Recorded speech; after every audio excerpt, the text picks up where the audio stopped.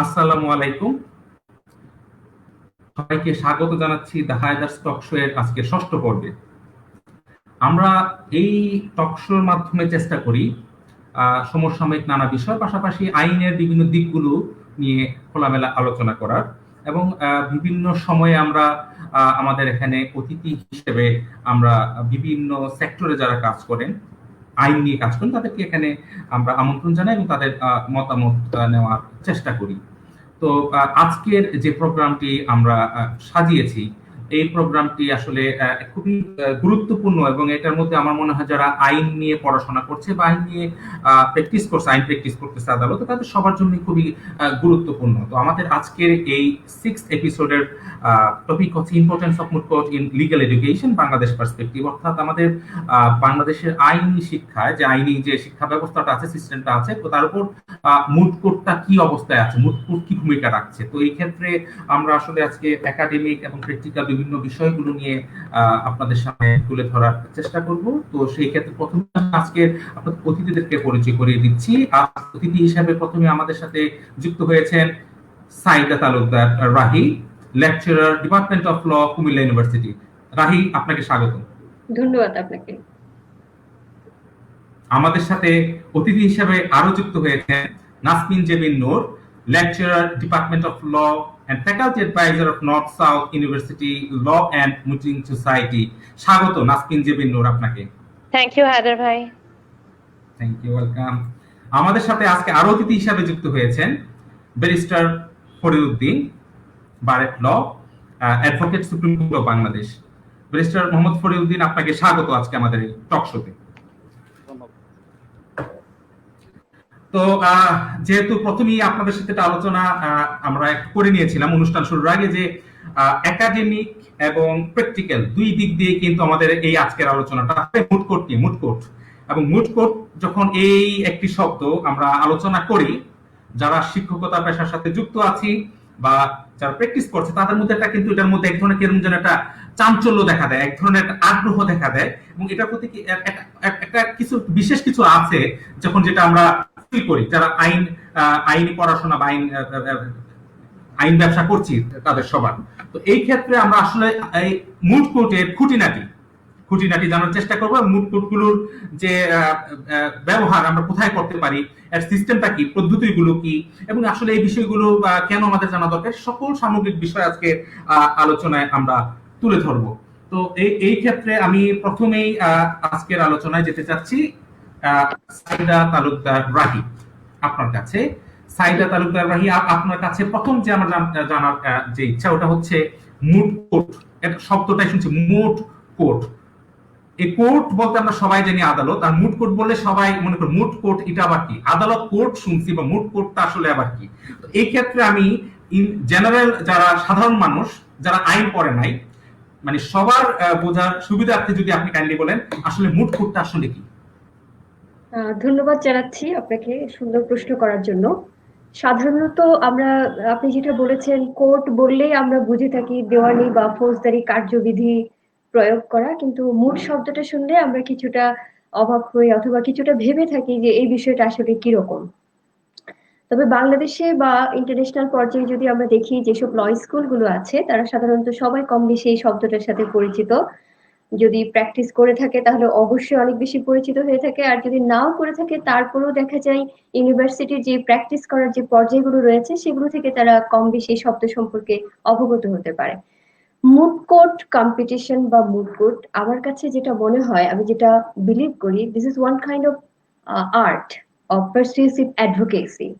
সাধারণত moot court হচ্ছে একটা হাইপোথেটিক্যাল প্রবলেম দেয়া থাকবে, যেখানে যেখানে কিছু ইস্যু থাকবে, অর্থাৎ আনসেটেলড কিছু প্রবলেম থাকবে, যেটা কন্টেম্পোরারি কোনো ইস্যু নিয়ে হতে পারে, অথবা পুরনো কোনো আইন নিয়ে হতে পারে, অথবা কনস্টিটিউশনাল ব্যাকগ্রাউন্ড থেকে হতে পারে, অথবা ইন্টারন্যাশনাল ল নিয়ে হতে পারে। এরকম বিভিন্ন সাবজেক্ট ম্যাটার নিয়ে প্রবলেমগুলো আমরা সাধারণত তৈরি করে থাকি, এবং এই প্রবলেমের যে কাজ একজন শিক্ষার্থীকে করতে হয় সেটা হলো তাকে সাবস্ট্যান্টিভ ল এবং প্রসিডিউরাল ল যেগুলো আছে সেগুলো অ্যাপ্লাই করার চেষ্টা করতে হবে।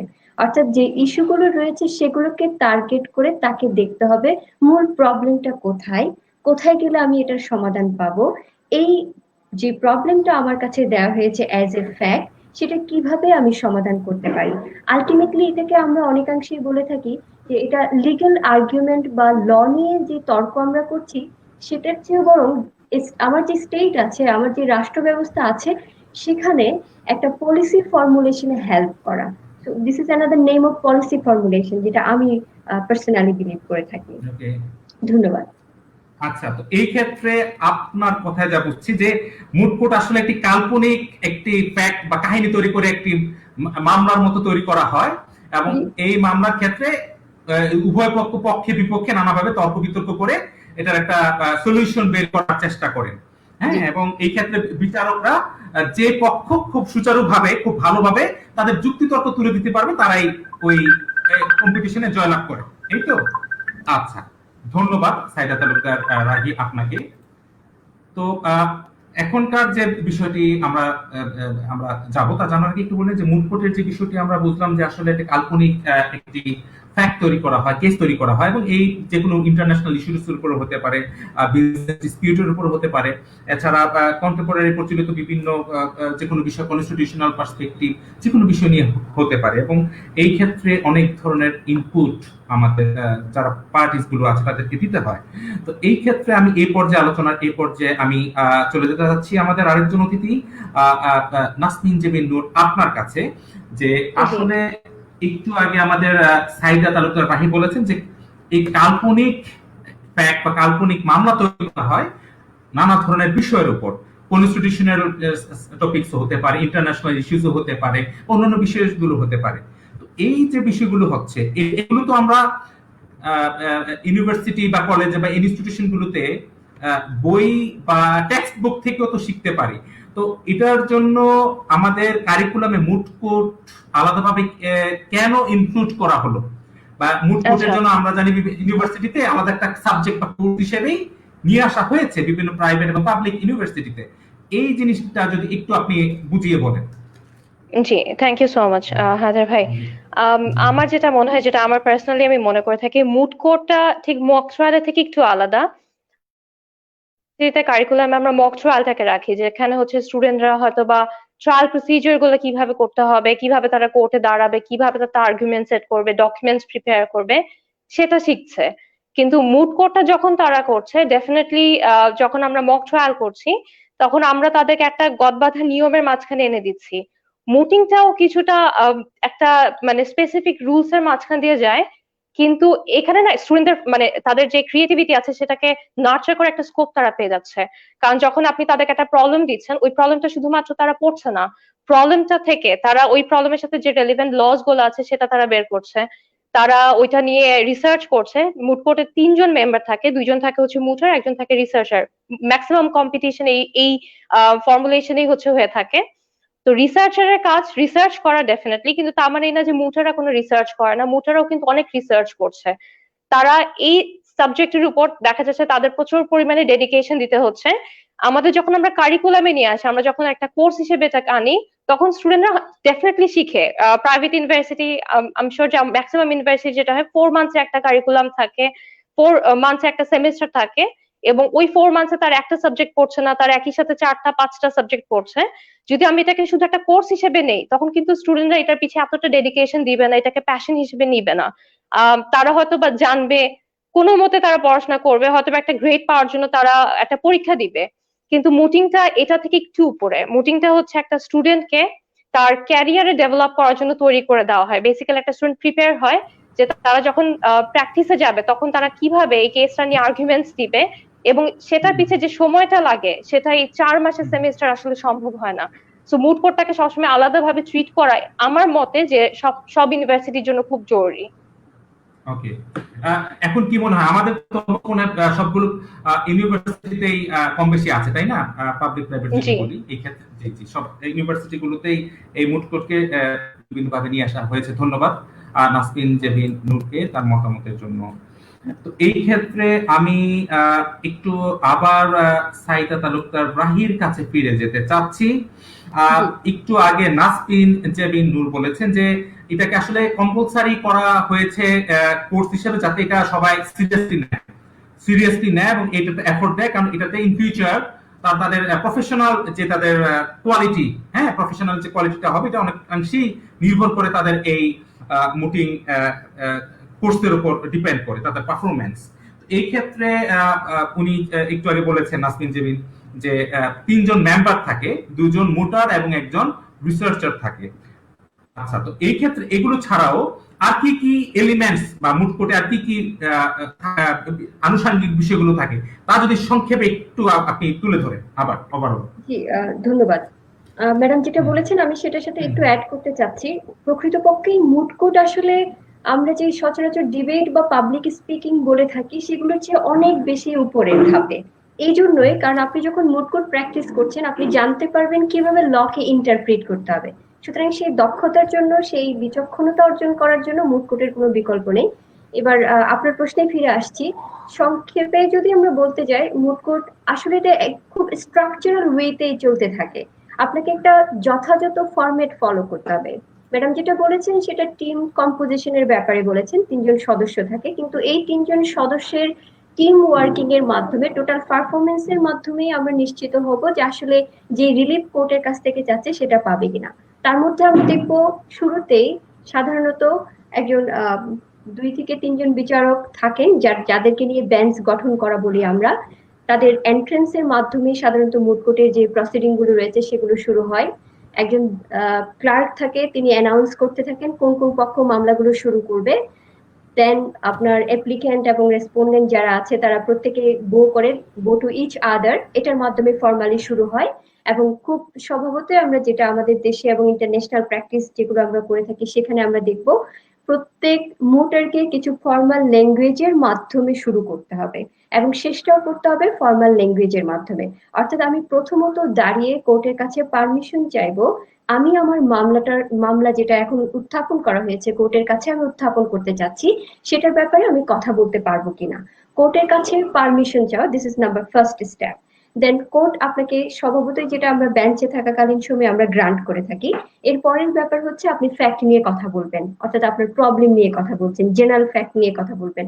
এই ফ্যাক্ট থেকে আমরা খুব স্পেসিফিক ভাবে কিছু ইস্যু বা প্রবলেমের দিকে যাব, সেই ইস্যুগুলো নিয়ে আপনি কথা বলবেন, অর্থাৎ সেই ইস্যুগুলো রেজ করা যাবে কিনা সেটা নিয়ে আমরা কোর্টের কাছে পারমিশন চাইবো। পারমিশন চাওয়ার পর কোর্ট স্বভাবতই যেটা করা হয়, পারমিশন দেওয়া হয়, গ্রান্ট করা হয়, প্রসিড করার জন্য বলা হয়। প্রসিড করার পরে আমরা এবার আর্গুমেন্ট উত্থাপন করব। এই আর্গুমেন্টের মধ্যে সাধারণত 3টা লেভেল থাকবে, সামারি অফ আর্গুমেন্ট থাকবে, ডিটেইলড আর্গুমেন্ট থাকবে এবং কনক্লুডিং আর্গুমেন্ট থাকবে, যেটাকে আমরা প্রাণ বলছি মুড কোর্টের, অর্থাৎ যেটার মাধ্যমে আপনি যারা জাজেস আছেন তাকে কনভিন্স করে একটা টিউনের মাধ্যমে আপনি নির্ধারিত পথে যাদেরকে পরিচালিত করার চেষ্টা করছেন, কনভিন্স করার চেষ্টা করছেন।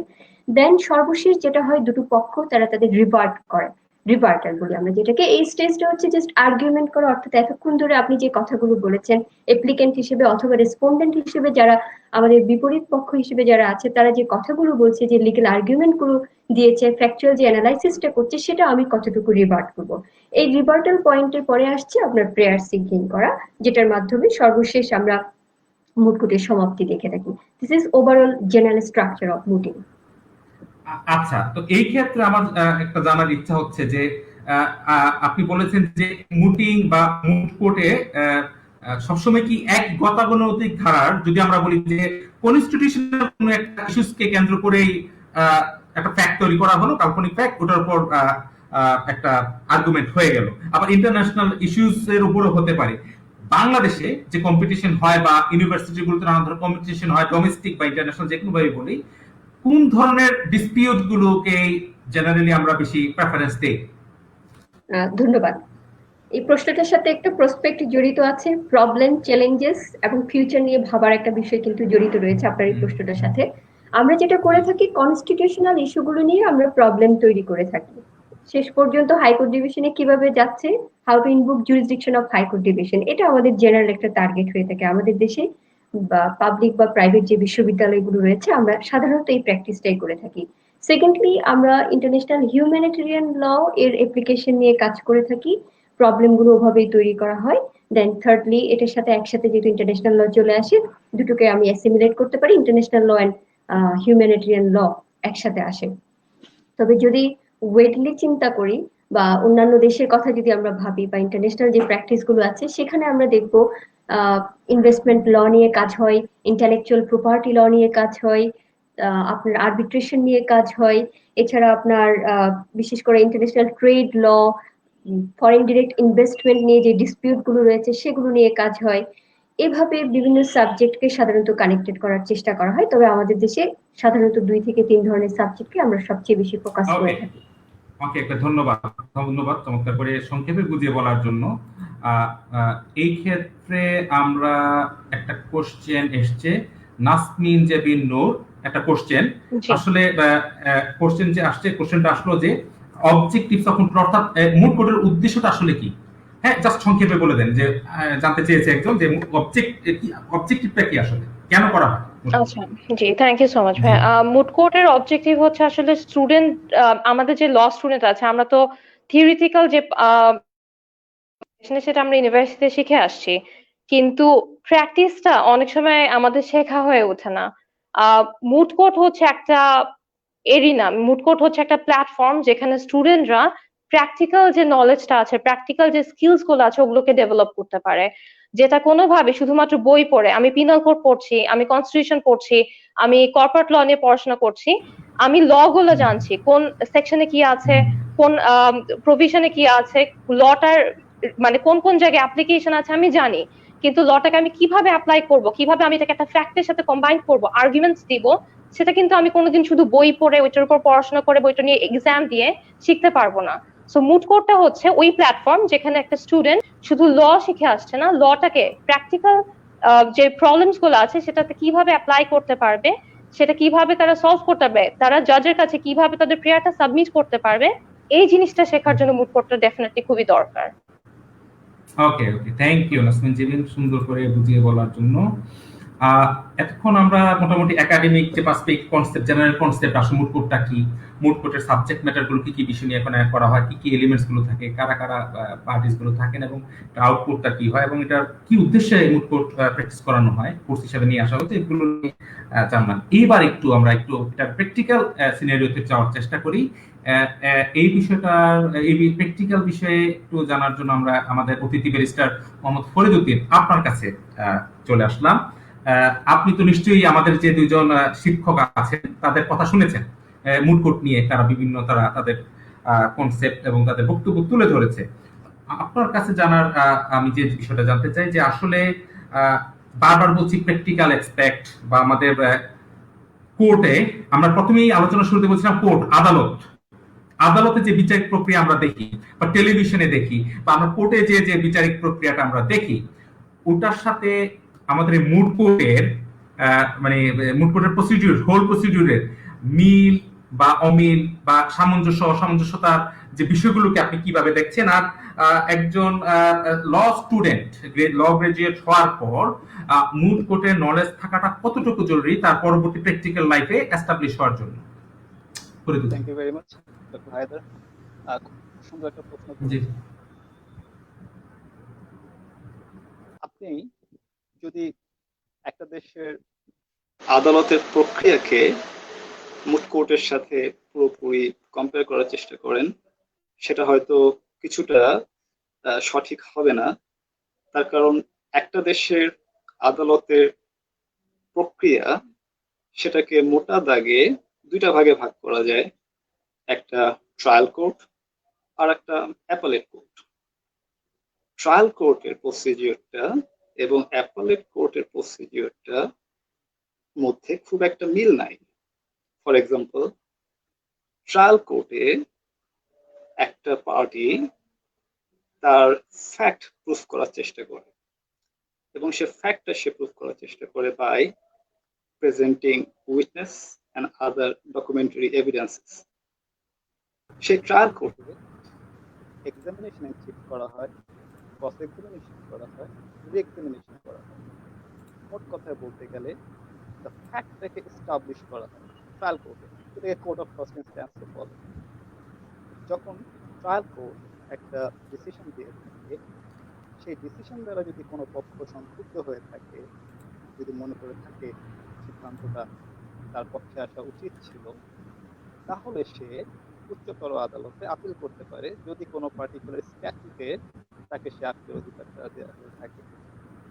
আপিল যখন সে করে সেখানে প্রক্রিয়াটা একটু ট্রায়াল কোর্টের থেকে। ফর এক্সাম্পল, একটা অ্যাপেলেট কোর্টে সাধারণত নতুন করে কোনো উইটনেস সেখানে জেরা করা হয় না, সেখানে মেইনলি ল ইন্টারপ্রেট করা হয় এবং লিগ্যাল আর্গুমেন্ট দেওয়া হয়। এবং ফ্যাকচুয়াল অ্যাসপেক্টের ক্ষেত্রে ট্রায়াল কোর্টে যে ফ্যাক্টটা এস্টাবলিশ হয়েছে, যেটা অন রেকর্ডে আছে, ওটার উপর রিলাই করেই অ্যাপেলেট কোর্ট সিদ্ধান্ত দিয়ে থাকে।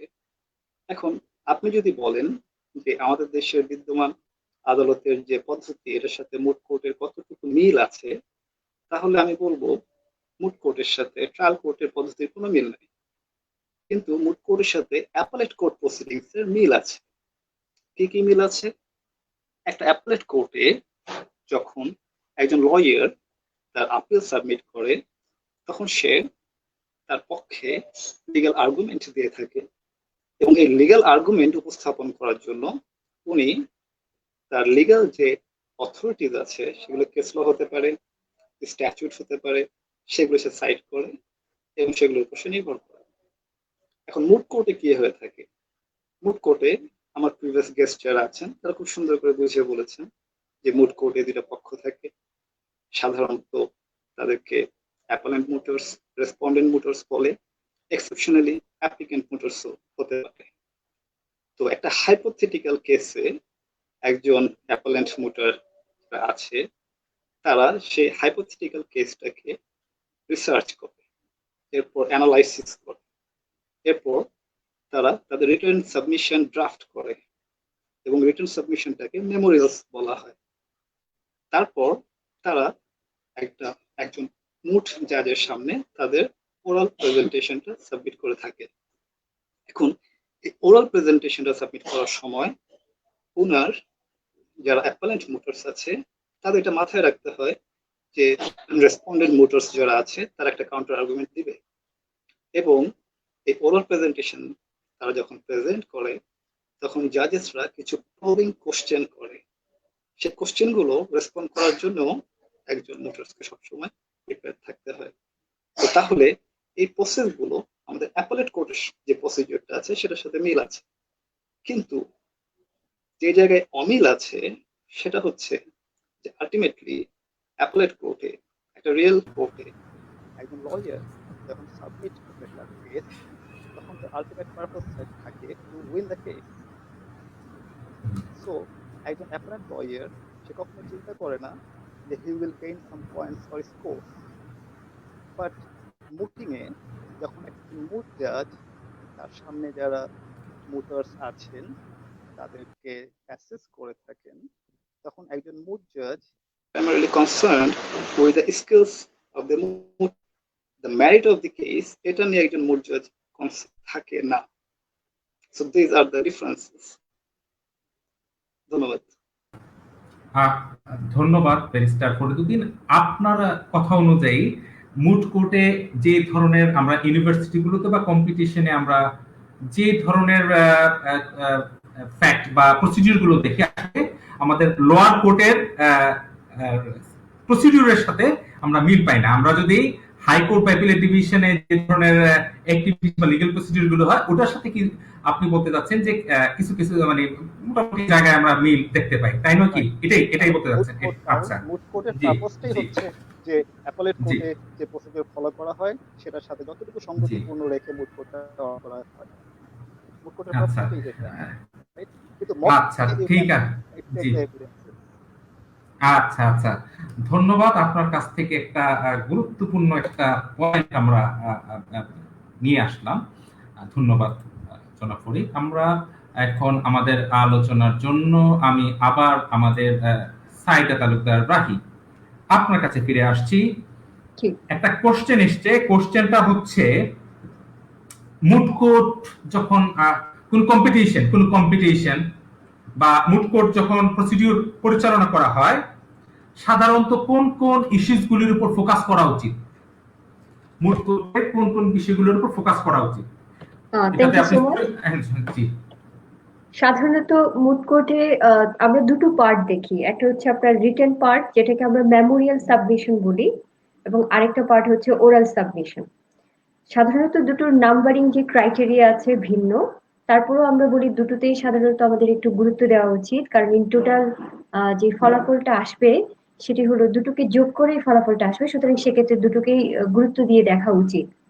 ওরাল সাবমিশনের সময় সাধারণত আমরা কোড ম্যানারকে সবচেয়ে বেশি গুরুত্ব দিব শুরুর দিকে।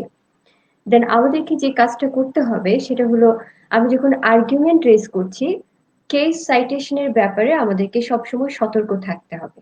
কারণ আমরা অনেক সময় মেমোরিয়ালে অসংখ্য কেস সাইট করা শুরু করি, কিন্তু আমরা অনেক সময় এটা বোঝার চেষ্টা করি না এই যে কেস বা জাজমেন্টটা আমি এখানে আমার মেমোরিয়ালে আমার রিটেন সাবমিশনে আমি অ্যাড করেছি সেটা প্রকৃতপক্ষে আমার মামলার সাথে কতটুকু প্রাসঙ্গিক। তাই আমাকে দেখতে হবে ওরাল সাবমিশনের সময় আমি মোস্ট ইম্পর্টেন্ট যে কেসগুলো রয়েছে, যে মামলাগুলো রয়েছে, যে জাজমেন্টগুলো রয়েছে, সেগুলো আমি টার্গেট করছি কিনা, এবং আমি সেগুলো জাজেস যারা আছেন তাদের সামনে এই জাজমেন্ট গুলো দিয়ে তাদেরকে কনভিন্স করার চেষ্টা করছি কিনা।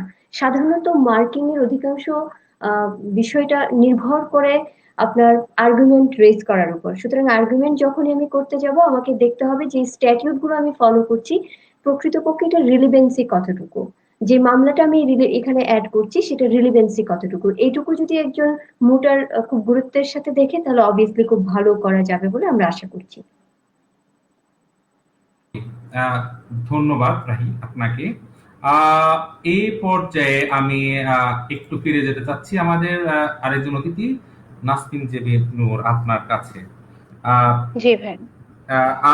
আমার প্রশ্নটা হচ্ছে, সাইদা তালুকদার রাহি বলেছেন যে মুড কোর্টের নিজস্ব কিছু নিয়ম কানুন আছে, প্রসিডিউর আছে, এবং ওই জি ক্ষেত্রে অনেক ধরনের পদ্ধতি অনুসরণ করতে হয় এবং অ্যাপ্রোচ ফলো করতে হয়। তো এই ক্ষেত্রে আপনার কাছে আমার কোশ্চেনটা হচ্ছে, যখনই আমরা মুড কোর্টে আমরা কোন কম্পিটিশন বা কোন ধরনের প্রসিডিউরে যাব, সেই ক্ষেত্রে একটা অবশ্যই আর্গুমেন্ট তো থাকবে, তাই না? আর্গুমেন্ট হয়, সেই অবশ্যই। ক্ষেত্রে আমাদের আর্গুমেন্টের অ্যাপ্রোচ এবং ম্যানার্স কেমন হওয়া দরকার, এই বিষয়ে সংক্ষিপ্ত আপনার বক্তব্য তুলে ধরুন। জি, থ্যাংক ইউ সো মাচ।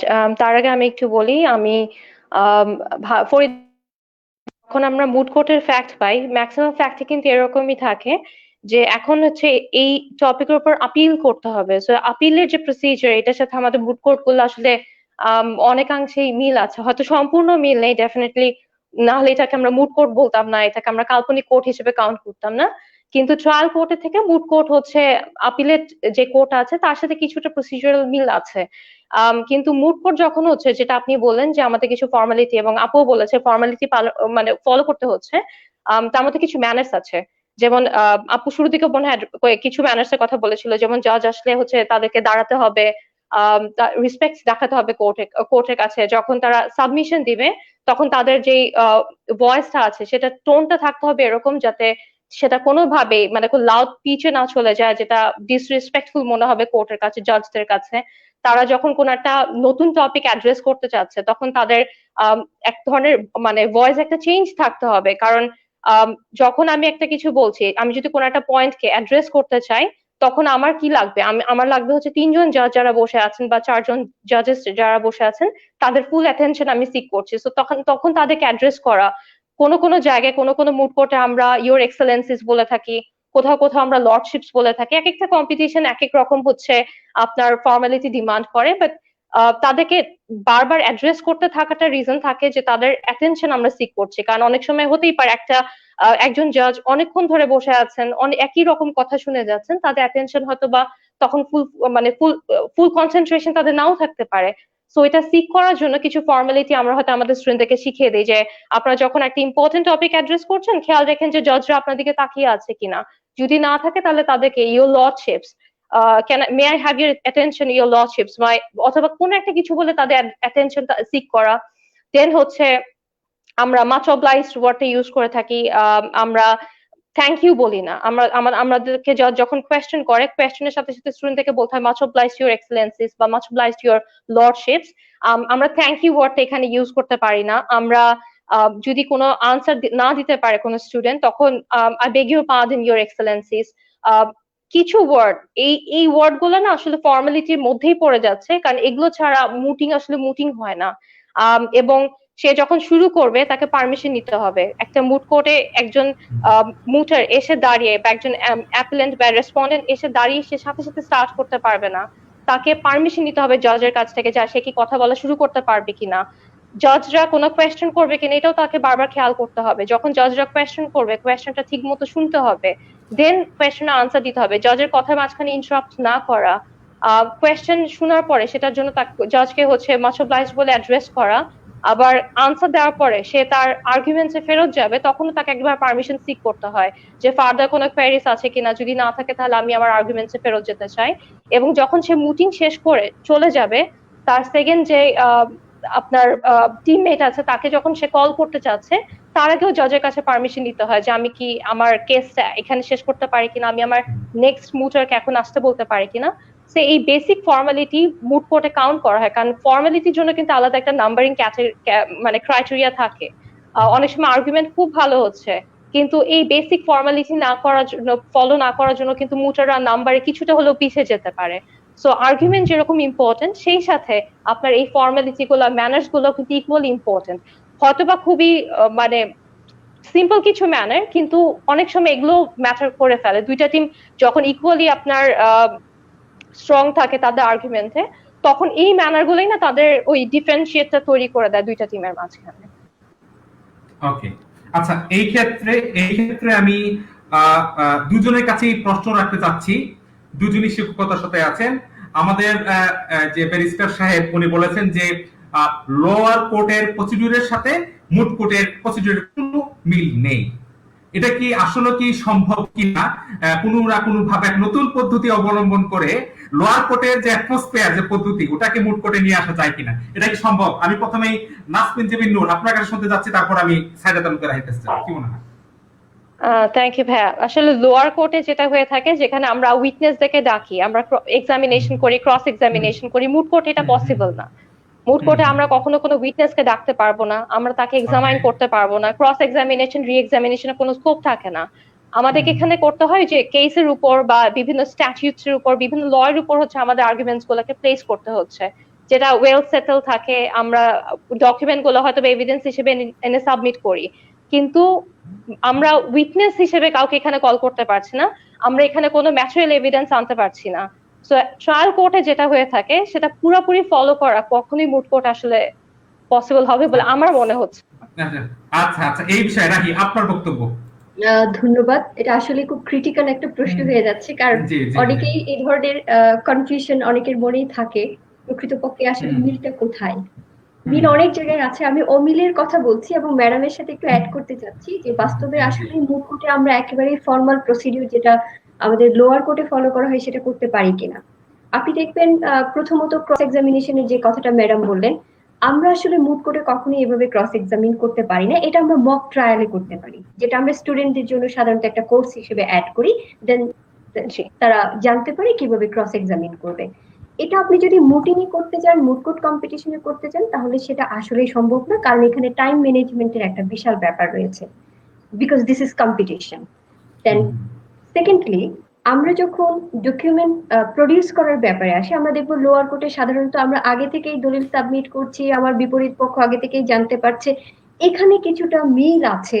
আমরা যখন মুড কোর্ট কম্পিটিশনের আয়োজন করি তখন আপনি দেখবেন আমরা যে মেমোরিয়াল সাবমিট করছি বা আমাদের স্টুডেন্টরা যে মেমোরিয়াল সাবমিট করছে সেটা অপোনেন্ট কিন্তু জানতে পারে।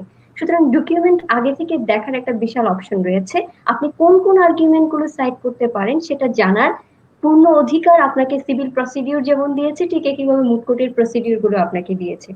সুতরাং এখানে একেবারে আপনার আগে থেকে দলিল সাবমিট করে জাজেসের কাছে দলিল সাবমিট করা, তিনি সেগুলো স্ক্রুটিনি করবেন, এটা আসলে এভাবে কখনোই সম্ভব না। এখানে আরেকটা ব্যাপার রয়েছে, আমরা আমাদের দেশে যে লিগ্যাল সিস্টেম ফলো করছি, অ্যাডভার্সারিয়াল এবং ইনকুইজিটরিয়াল সিস্টেমের মধ্যে কিন্তু অনেক তফাৎ রয়েছে। কিন্তু আমরা মুড কোর্টে যেটা করার চেষ্টা করি যে জাজেসের ইন্টারভেনশনের মাধ্যমে যত বেশি ইন্টারফেয়ার উনি করবেন তত বেশি যেন স্টুডেন্টদের ইন্টারপ্রিটেশন করার দক্ষতা যেন বাড়ে। আমাদের টার্গেট কিন্তু ওখানে।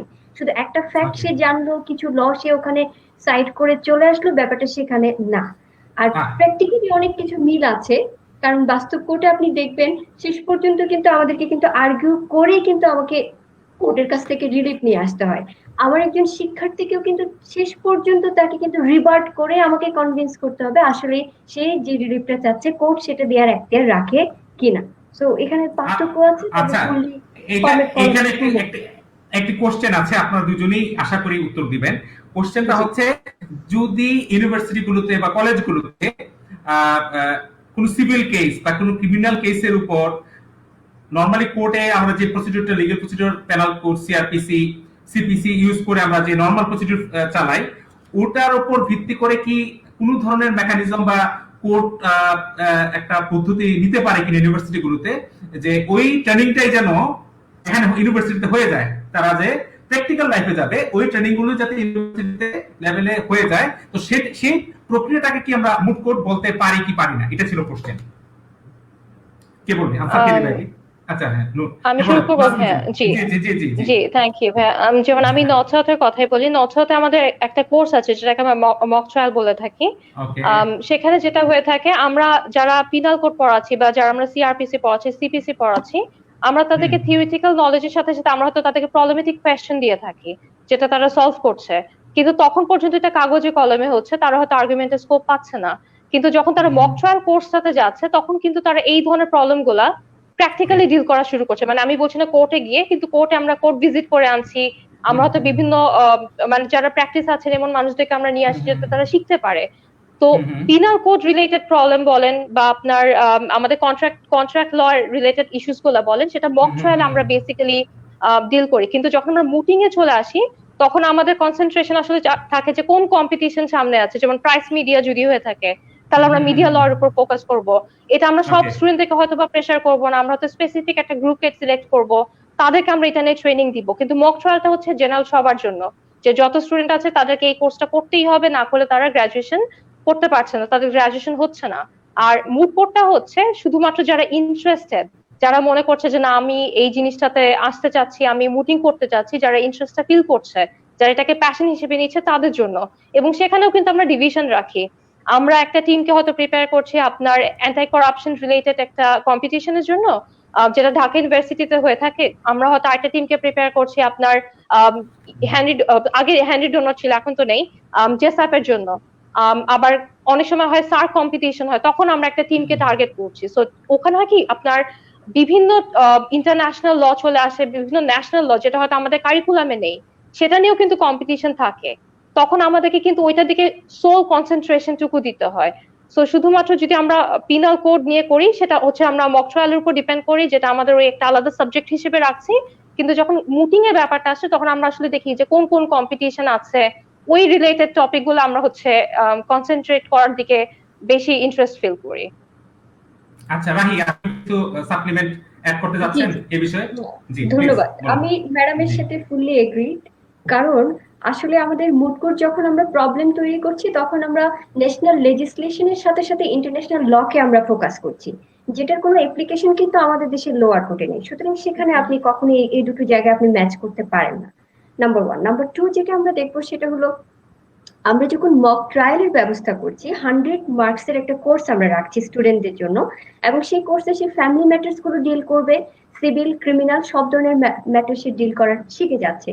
এবং মোস্ট ইম্পর্টেন্টলি আমরা তাদেরকে ক্রস এক্সামিন কিভাবে করে সেটা যারা অ্যাডভোকেট আছেন তাদেরকে এনে আমরা অনেক সময় সেশনের ব্যবস্থা করি। অনেক সময় টিচাররা নিজেরাও হেল্প করেন কিভাবে সাক্ষ্য আইনের যথাযথ প্রয়োগ কিভাবে করতে হয়, কোন কোয়েশ্চেন গুলো করা যাবে, কোন কোয়েশ্চেন গুলো করা যাবে না। আমরা যারা ফোর্থ ইয়ার স্টুডেন্ট আছে তাদের জন্য যেহেতু মক ট্রায়াল রাখছি ন্যাশনাল ল এর অ্যাপ্লিকেশন এবং বুঝার জন্য, সুতরাং মুটিংটাকে আমাদেরকে আরো একটু বিস্তৃত করতে হবে এই জন্য, কারণ এখানে ইন্টারন্যাশনাল ল, ইনভেস্টমেন্ট ল, ইন্টেলেকচুয়াল প্রপার্টি ল, হিউজ ল রয়েছে যেগুলোর অ্যাপ্লিকেশন করা দরকার এবং বোঝা দরকার। তার জন্য আমাদের এই মুড কোডের ব্যবস্থা রাখা উচিত। এই ক্ষেত্রে একটি কোশ্চেন এসছে যে মুড কোড যে কোর্স বা আমরা প্রোগ্রাম চাই বলি, মুড কোডের বিষয়টা কি সম্পূর্ণভাবে কম্পিটিশন নির্ভর কিনা, মানে শুধুমাত্র কম্পিটিশনে যেতে হবে বা আমাদের ফার্স্ট সেকেন্ড থার্ড হতে হবে, ওটার কারণে কি মুড কোড করানো হয়, নাকি মুড কোড থেকে আমরা আসলে আমরা লিগ্যাল প্রসিডিউর শিখতে পারি? কে বলবে, আনসার কে দিবে? প্লিজ আনসার কে দিবেন? ম্যাডাম আচ্ছা, লাস্ট মিনিট যাবেন আপনি প্লিজ, আপনার পরে রাহি। হ্যাঁ আচ্ছা, আমি যদি অনেস্টলি বলি ভাইয়া, তাহলে হ্যাঁ, জি। ডেফিনেটলি আমাদের ফার্স্ট টার্গেট থাকে আসলে বিভিন্ন কম্পিটিশনে আমাদের টিম গুলাকে প্রিপেয়ার ওকে, করা। ওকে। আমরা খোঁজ রাখি যে কোথায় কোন কম্পিটিশন হতে যাচ্ছে, এবং আমরা ওইভাবে টিম গুলাকে প্রিপেয়ার করি। কিন্তু তার মানে এটা না যে আমরা যেসব স্টুডেন্টরা পার্ট নিবে না, বা যেসব স্টুডেন্টরা হয়তো কখনো টিম আপ করবে না, তাদেরকে শিখাচ্ছি না। আমাদের সেশন হচ্ছে, আমরা সেশন গুলো জি। ওপেন রাখছি যে যারা যারা ইন্টারেস্ট ফিল করছে তারা আসো, তোমরা শিখো। এখান থেকে হয়তো যারা মনে করছে যাদের কারণ একটা কম্পিটিশনে পার্ট নেওয়াটা কিন্তু এক ধরনের সাহসেরও ব্যাপার, যে আমি কম্পিটিশনে যাব, আমি অন্যান্য ভার্সিটির সাথে কম্পিট করব, আমি দেখবো যে আমি আসলে কতটুকু পারি। আম, এই জিনিসটা অনেকে আসলে নিজে থেকে প্রিপেয়ার ফিল করে না, অনেকে মনে করে যে না আমি যাব না, কিন্তু তারা শিখতে আগ্রহী। তারা জানতে চায় যে মুটিংটা কি হয়, মুটিং এ কিভাবে প্রেজেন্টেশন দিতে হবে, ম্যানার্স গুলা কি। তো তাদের জন্য কিন্তু আমরা ডোরটা ক্লোজ করছি না, আমরা কিন্তু এটা ওপেন রাখছি। তো এখানে আমরা শেখানোটার পারপাস, ডেফিনেটলি শেখানো একটা পারপাস, কিন্তু যদি আপনি আমাকে অনেস্টলি আনসার করতে বলেন, তাহলে কম্পিটিশন হচ্ছে সবচেয়ে বড় ফোকাস আমাদের জন্য। ধন্যবাদ, ধন্যবাদ নাসমিন জেমিনুর অনেস্ট ওপিনিয়ন দেওয়ার জন্য। রাহি, আপনি কি কিছু অ্যাড করতে চাচ্ছেন এই জায়গায়? আমার এখানে একটু ডিসেন্টিং ওপিনিয়ন আছে, সেটা হলো আচ্ছা। আমি বাংলাদেশে যে প্রাইভেট বা পাবলিক বিশ্ববিদ্যালয়গুলো আছে আপনি দেখবেন খুব ভালো করছে, অর্থাৎ পূর্বের সময়ের সাথে যদি তুলনা করে থাকি অবভিয়াসলি ভালো করছে, প্রশংসার দাবি এক্স্যাক্টলি, রাখে। এবং সেখানে অবশ্যই। ফ্যাকাল্টি মেম্বারদের যে কন্ট্রিবিউশন ডেফিনেটলি সেটা না বললেই নয়। কিন্তু যে বিষয়টা আমাদেরকে খেয়াল করতে হবে, আমরা যখন ইন্টারন্যাশনাল ল পড়াচ্ছি একজন স্টুডেন্টকে, আমি তাকে অনেকগুলো ট্রিটি নিয়ে পড়াচ্ছি, আমি তাকে কাস্টমারি ইন্টারন্যাশনাল লকে ফোকাস করার জন্য বলছি, আমি তাকে বলছি কিভাবে আইসিজে তে রিলিফ চাওয়া যায়, কোন কোর্টে গেলে কি কোন কথাটা বললে ইম্পর্টেন্ট আমরা গুরুত্বের সাথে বিবেচনা করব। অর্থাৎ এই যে বিষয়গুলো, এটা সাধারণত যতক্ষণ পর্যন্ত না আমি তাকে একটা প্রবলেম দিচ্ছি, যতক্ষণ পর্যন্ত না আমি তাকে একটা প্রবলেমের আনসেটেলড ইস্যুতে ফেলছি, তার আগ পর্যন্ত সে কখনোই ইন্টারপ্রেট করতে জানবে না। সুতরাং আইসিজের এই বিষয়গুলো বা আইসিসি এই বিষয়গুলো বোঝার জন্য অবভিয়াসলি আমরা অনেক সময় ইন্ট্রা মোড কোর্ট কম্পিটিশনের আয়োজন করে থাকি, যাতে আমাদের নিজেদের স্টুডেন্টরা ভালোভাবে বুঝে। সুতরাং এটা সত্য আমরা কম্পিটিশন পেলে আরো ভালো করি, তবে এটা সত্য নয় বা এটা কখনোই এটা মিথ্যা নয়, যে মিথ্যা বলা যাবে না যে আমরা ইন্ট্রা প্রসেসের ব্যবস্থা করছি না, সেটাও আমরা রাখছি। আচ্ছা, আমি যদি একটু অ্যাড করতে পারি ভাইয়া। Sure sure sure sure, definitely, okay, আমি আপুর সাথে একমত। হ্যাঁ, আমরা কিন্তু ডিপার্টমেন্টাল কম্পিটিশন করে থাকি, এটাও করি, কিন্তু যখন আমাদের সামনে ধরেন বড় একটা কম্পিটিশন থাকে, তখন আসলে আমাদের মেইন ফোকাসটা চলে যায়, একটু শিফট হয়ে যায়। আমরা যখন ডিপার্টমেন্টাল কম্পিটিশন করি, তখন আমরা আসলে কিন্তু স্টুডেন্টদের কাছে এটাই আশা করি, আমরা এটা চাই না যে তারা একদম পারফেক্ট হয়ে আসুক, তারা একদমই এমন ভাবে কম্পিট করুক যে এটা প্রফেশনাল যেভাবে করে, বা একটা স্টুডেন্ট যারা অক্সফোর্ডে গিয়েছে, বা একটা স্টুডেন্ট যারা হচ্ছে আপনার ইউএসএ তে কম্পিট করে আসছে, তাদের লেভেলে কম্পিট করুক, কিন্তু আমরা চাই তারা শিখুক। কারণ একটা স্টুডেন্ট তখনই শিখতে পারবে যখন সে কম্পিটিশনের একটা প্ল্যাটফর্মে আসবে। আমি ক্লাসে যাচ্ছি, আমি হয়তো বা একটা ক্লাসে লেকচার শুনছি, কিন্তু আমি যদি এটা প্র্যাকটিক্যাল চিন্তা না করে, আমি যদি এটা নিয়ে আরেকটু পড়াশোনা না করে, আমি কোনদিন শিখবো না। যখনই একটা কম্পিটিশন আসে, যখন ডিপার্টমেন্টাল কম্পিটিশন আছে, একটা স্টুডেন্ট হয়তো সে ফার্স্ট ইয়ারে আসছে, আমি নিজে সেকেন্ড ইয়ারে থাকতে আমরা কম্পিটিশন করেছিলাম, তখন হেনরি ডোনার ছিল। সো আমি আমাদের টিম গিয়েছিল, আমরা সেকেন্ড ইয়ারে গিয়েছিলাম, আমরা জানতাম না আমরা পারবো কিনা, ফোর্থ ইয়ারের আগে কম্পিটিশনে যাওয়ার নিয়ম ছিল না, কিন্তু আমরা সাহস করে গিয়েছিলাম। এবং এই সাহসটা আসলে টিচারদের কাছ থেকে আসে। সো টিচারদের রোলটা আসলে কোনোভাবেই ওভারলুক করার কোনো স্কোপ থাকছে না। তো আমরা যেটা করি, আমরা হয়তো স্টুডেন্ট থেকে পুশ করি যে তোমরা টিম ফর্ম করো, হতে পারে তোমরা ফার্স্ট ইয়ার থেকে আসছো, হতে পারে সেকেন্ড ইয়ার, হতে পারে যে এটাই লাস্ট সেমেস্টার, এরপর আর কোনো কম্পিটিশনের কোনো স্কোপ নেই, তারপর একটা টিম নিয়ে আসো যাতে তোমরা কিছুটা হলেও শিখতে পারো। সো হ্যাঁ, লার্নিংটা ডেফিনেটলি একটা ফ্যাক্টর। কিন্তু আমি আবার বলবো, মানে আমি আপুর সাথে একমত, কিন্তু আমাদের আসলে যারা হচ্ছে কম্পিটিশন যখন মাথায় আসে, তখন কম্পিটিশন ছাড়া আমরা আসলে আর কিছু চিন্তা করতে পারি না ওই সময়টাতে। ওকে, আবারও ধন্যবাদ অনেস্ট ওপিনিয়নের জন্য। আমি এইবার ব্যারিস্টার ফরদুদ্দিন, অনেকক্ষণ ধন্যবাদ, আপনি কথা শুনেছেন, অনেক বিষয়ে আপনি অবগত হয়েছেন, এবার আপনার কাছে ফিরে আসলাম আবার। অনেক বিষয় মুট করে দেখা যাচ্ছে, অনেক বিষয়ের মধ্যে খুঁটিনাটি অনেক বিষয়ই আছে যেগুলো একটা স্টুডেন্টের বা রিসার্চারের জানা দরকার। এই ক্ষেত্রে আপনার কাছে আমার কোশ্চেন হচ্ছে, এই যে মুট কোর্ট আপনি বলছেন যে এপিলেট কোর্টের প্রসিডিউরগুলি সাধারণত মুট কোর্টে ফলো করা হয়, এপিলেট কোর্টের প্রসিডিউরগুলো, এই মুট কোর্টটা একটা এডুকেশনাল ইনস্টিটিউশন থেকে স্টাডি করে আসার পর, হ্যাঁ, একটা লয়ারের গুণগত পরিবর্তন, গুণগত মানের মানে পরিবর্তন পরিমার্জন যদি যাই বলি, কতটুকু ভূমিকা রাখতে পারে বলে আপনি মনে করেন রাইট। Moot court? জি জি আসলে আমাদের যদি আজকের টপিকসটা আমরা খেয়াল করি, আপনি জি খুব রেলেভেন্ট একটা প্রশ্ন করেছেন যে importance of moot court in legal education education Bangladesh perspective. That is our topic আজকে। জি সো মুড কোর্টের ইম্পর্টেন্সটা অনেকাংশে একটা দেশে লিগ্যাল এডুকেশনের যে স্ট্রাকচার নির্ভর করবে।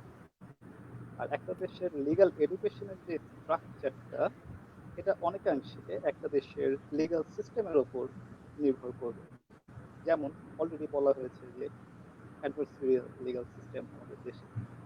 সো অ্যাডভার্সারিয়াল লিগ্যাল সিস্টেমের মেইন যে বৈশিষ্ট্যটা, সেটা হচ্ছে এখানে লয়ার্সটা খুব অ্যাক্টিভ অ্যাডভার্সারিয়াল লিগ্যাল সিস্টেমে। On the other hand, the judges are neutral, impartial, and passive. Why? Because already আমি যে এক্সাম্পলটা দিয়েছি, যে ট্রায়াল কোর্টে যে প্লিডিংস গুলি করা হয় সেগুলো লয়াররা ড্রাফট করে।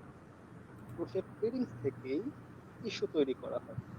যে জিনিসটা প্লিডিংসে নাই, সেটা ইস্যু তৈরি করা যাবে। ল আর্গুমেন্টের ক্ষেত্রেও একটা লয়ার, সে তার দায়িত্ব তার পক্ষে যে ডিসিশনগুলি আছে, যে স্ট্যাটিউটরি ডিসিশন অথবা কমন ল ডিসিশন, কেস ল ডিসিশন যেগুলো আছে, সেগুলো সাইড করে। সেগুলো যদি সে করতে ব্যর্থ হয়, জাজেস will not help him. Judges are not supposed to help him because judges are supposed to be neutral. এখন তাহলে the client's stake is very high. The client's fate depends upon the skills of the lawyer in adversarial systems. Now, এই adversarial মনে হচ্ছে যে জিনিসটা একটু অন্যরকম, যে হোয়াই, কেন জাজেসরা ইন্টারফেয়ার করবে না সব ব্যাপারে। আসলে the idea is adversarial সিস্টেমে যারা পার্টি থাকে, যারা পক্ষ থাকে মামলার, তাদের অধিকারকে গুরুত্ব দেওয়া হয়। এখন তাদের একটা অধিকার হচ্ছে to have their dispute decided from an independent, impartial and neutral judges. এখন জাজ যদি কোনো একটা ল পয়েন্ট নিজের থেকে রেজ করেন অথবা কোনো উইটনেসকে নিজের থেকে কল করেন, তাহলে এই উইটনেসটা যদি কোন এক পক্ষের পক্ষে যায়, আদার সাইড মনে করতে পারে জাজেস ওয়াজ বায়াসড। সো এটা সিস্টেমের জন্য ভালো হবে না। আর এই কারণেই অ্যাডভার্সারিয়াল সিস্টেমে সাধারণত জাজেসদের রোলটা প্যাসিভ। তাহলে naturally the consequence is that লয়ার্সদেরকে স্কিলফুল হতে হবে যদি অ্যাডভার্সারিয়াল সিস্টেমটাকে ওয়ার্ক করতে হয়, because in adversarial system lawyers are supposed to assist the judges in reaching their decisions. তাহলে এই lawyers ট্রেন্ড আপ হবে, কিভাবে ট্রেন আপ হবে? অবভিয়াসলি লিগাল এডুকেশন দ্বারা তারা ট্রেন্ড আপ হবে। তো প্রত্যেকটা ওয়ার্ল্ডের প্রত্যেকটা কান্ট্রি যাদের অ্যাডভার্সারিয়াল সিস্টেম আছে, কমন ল কান্ট্রিজ, তাদের প্রত্যেকের লিগাল এডুকেশন কি এক না? এক না। সো লিগাল এডুকেশনের উপর নির্ভর করবে যে মুড কোর্টের কতটা প্রয়োজনীয়তা আছে, আর যদি থেকে থাকে এটার ডিগ্রি অফ ইম্পর্টেন্সটা কতটুকু। আমাদের দেশে একজন লয়ার, ল স্টুডেন্ট যখন আফটার গ্রাজুয়েশন সে প্র্যাকটিসিং লয়ার হতে চায়, তখন প্রক্রিয়াটা কি? তাকে একাডেমিক স্টেজ অফ লার্নিং শেষ করতে হবে, তাকে একটা ল ডিগ্রি শেষ করতে হবে। তারপর তাকে বাংলাদেশ বার কাউন্সিল দ্বারা নির্ধারিত একটা এক্সামিনেশনে সিট করতে হবে। তারপর সে এক্সামিনেশনটা পাস করতে হবে। তারপরে উনি লোয়ার কোর্টে প্র্যাকটিস করতে পারবে। পরবর্তীতে উনি যদি হাইকোর্টে প্র্যাকটিস করতে চান, ওনাকে পুনরায় বাংলাদেশ বার কাউন্সিল দ্বারা নির্ধারিত একটা পরীক্ষা অংশগ্রহণ করতে হবে, এবং সেটা পাস করার পরেই সে হাইকোর্টে প্র্যাকটিস করতে পারবে। So academic stage of learning is there, but এখানে যে জিনিসটা হয় না সেটা হচ্ছে যে একাডেমিক স্টেজ অফ লার্নিং শেষ করার পর একটা ল গ্রাজুয়েটকে তার প্র্যাকটিক্যাল যে স্কিলস গুলি দরকার পড়ে একটা কোর্ট প্র্যাকটিস করার জন্য, সেই স্কিলস গুলো ডেভেলপ করার জন্য ম্যান্ডেটরি প্রফেশনাল কোর্স, আমি রিপিট করছি, ম্যান্ডেটরি প্রফেশনাল কোর্স অথবা ভোকেশনাল কোর্স আমাদের দেশে নাই। না থাকার কারণে যেটা হচ্ছে, অনেক প্রাইভেট স্টুডেন্ট তারা academic stage of learning legal এডুকেশনটা শেষ করছে, করার পর তারা তাদের প্র্যাকটিক্যাল স্কিলস, আমি আগেই বলেছি যেগুলো মধ্যে কিছু ইম্পর্টেন্ট স্কিলস হচ্ছে research, analysis, topic, oral presentation, এই জিনিসগুলো তাদের কোর্টে গিয়ে শিখতে হচ্ছে। এবং তাদের শেখার একটাই পদ্ধতি যে অন্যদেরকে দেখে, এবং সে যদি তার কোনো সৌভাগ্য তার তার ভাগ্য ভালো হয়ে থাকে, উনি যদি কোনো ভালো সিনিয়রের কাছে কাজ করে থাকেন, তাহলে সিনিয়রের কাছ থেকে উনি শিখছেন। এবং লং শিখতে অনেক সময় লেগে যাচ্ছে প্র্যাকটিক্যাল দেখে দেখে। আমাদের দেশের যারা সিনিয়র লয়ার আছে তারা খুবই ভালো, এবং তারা চায় তাদের নেক্সট জেনারেশন যারা আছে, যারা ইয়াং ল গ্র্যাজুয়েটস, যারা সদ্য ল পাস করে এসেছে এবং ইয়াং লয়ার্সও এদের মধ্যে আছে, তাদেরকে ট্রেন আপ করতে for future battle of the career. কিন্তু এটা একটা লিমিটেশন আছে। লিমিটেশনটা হচ্ছে আমাদের দেশে প্র্যাকটিসিং সিনিয়র লয়ারদের সংখ্যা খুব কম, এবং প্রতি বছর ল গ্র্যাজুয়েটের সংখ্যা অনেক, ল গ্র্যাজুয়েটরা প্রত্যেক বছর বৃদ্ধি পাচ্ছে। প্র্যাকটিক্যালি এটা পসিবল না একজন প্র্যাকটিসিং সিনিয়র লয়ারকে তার চেম্বারে 200, 300, 400 স্টুডেন্টকে বা ল গ্র্যাজুয়েটকে শেখানো। এবং দে আর ভেরি বিজি লয়ার, তারা তাদের চেম্বারে থাকার পরেও দেওয়াটা তাদের জন্য একটু ডিফিকাল্ট। এসব কিছু পরেও যদিও কোনো নিউ ল গ্র্যাজুয়েট কোনো চেম্বারে কাজ করে, সে সুযোগ সে পেয়ে থাকে, তার যদি প্রিভিয়াস কিছু এক্সপিরিয়েন্স থেকে থাকে এই স্কিলসগুলো, তার কমিউনিকেট করতে সুবিধা হয় সিনিয়রদের সাথে, সেটা সিনিয়রদের জন্য খুব সুবিধা হয়। এই মুড কোড একটা মেথড যে তাকে কিছুটা হলেও প্রিপেয়ার করে। তাকে ট্রায়াল কোর্টের ক্ষেত্রে প্রিপেয়ার করছে না, কিন্তু অ্যাপেলেট কোর্ট প্রসিডিউরের ক্ষেত্রে তাকে কিছুটা প্রিপেয়ার করছে। যে স্টুডেন্টগুলো ভার্সিটি লেভেলে মুড কোর্টে পার্টিসিপেট করছে, যেহেতু আমাদের দেশে কোনো প্রফেশনাল কোর্স নাই ম্যান্ডেটরি, মুড কোর্টে যারা যেসব স্টুডেন্ট পার্টিসিপেট করছে, তারা যখন আফটার আফটার তারা এসে যাচ্ছে, তাদের জন্য কোপ আপ করতে কিছুটা ইজি হচ্ছে। তাদের ল্যাঙ্গুয়েজগুলো বুঝতে সুবিধা হচ্ছে যে কোর্টে কি বিষয়ে আলাপ আলোচনা হচ্ছে বা সিনিয়র থেকে কি বলতে চাচ্ছে, রাইট? যেহেতু কোনো ম্যান্ডেটরি কোর্স না। আর মক ট্রায়াল, মুডকে মুড কম্পিটিশনের মধ্যে উইটনেস নিয়ে আসা বা ডকুমেন্টারি এভিডেন্স নিয়ে আসার কোনো প্রয়োজন নাই, কারণ উইটনেস টেস্টিং স্কিল এটা যদি একটা ল স্টুডেন্টকে শেখাতে হয়, তাহলে সেটার জন্য মক ট্রায়াল আছে। মক ট্রায়াল আছে। The purpose of mock trial and moot competition are different for different purposes. So মুটের বিধি বাড়ানো মনে করি না ব্যক্তিগতভাবে কোনো প্রয়োজন আছে, উইটনেস টেস্টিং এর কোনো দরকার আছে। আচ্ছা আচ্ছা, এই ক্ষেত্রে একটা কোশ্চেন আমরা তুলে ধরছি, এটা কি আসলে মতামত নাকি উত্তর চাওয়া হচ্ছে, আমি নট শিওর। নাসির শিকদার লিখেছেন, কিছু ব্যতিক্রম বাদে অধিকাংশ বেসরকারি বিশ্ববিদ্যালয়গুলো মুড কোর্ট ক্লাবগুলোকে আর্থিক অনুদানে নিরুৎসাহী। এই বিষয়গুলো নিয়ে কি চিন্তা করার সুযোগ আছে? এই বিষয়ে কি কেউ উত্তর দিতে চাচ্ছেন? কেউ দিবেন?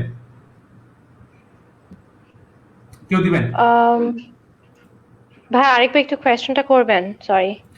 না, শিওর, আমি আবার কোশ্চেন করছি।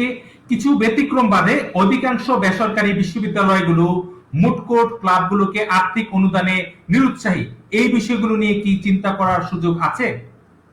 আচ্ছা, এখন ভাই আমরা আসলে, আমি যেমন আমার হয়ে কথা বলতে পারবো, আমি হয়তো বা অন্য কোনো ভার্সিটির হয়ে কথা বলতে পারবো না, আমার উচিত হবে না, কারণ আমি যেটা জানি না সেটা নিয়ে কথা বলা উচিত না। এখন পর্যন্ত আমরা নর্থ সাউথে যেটা আসছি, যতবারই আমরা কোনো কম্পিটিশনে যেতে চেয়েছি, আমরা হয়তোবা কখনো এভাবে চিন্তা করিনি যে আমরা নিজেরা টাকা দিয়ে দিব বা স্টুডেন্টদের কাছ থেকে টাকা নিব। আমরা ভার্সিটির কাছে টাকা চাইলে তারা আমাদেরকে টাকাটা প্রোভাইড করছে।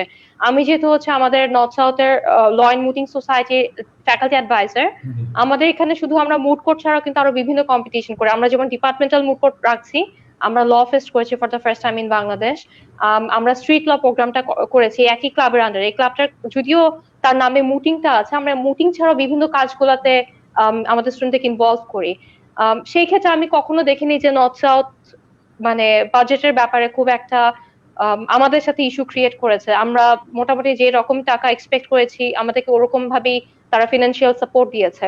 অন্যান্য ভার্সিটিতে আমি হয়তো বলতে পারবো না, কিন্তু হতে পারে, আমি বলছি না যে অসম্ভব, হতেই পারে যে অনেক ভার্সিটি হতেই পারে যে জি তারা হয়তো, কারণ লটা অনেক ইউনিভার্সিটির জন্য নতুন।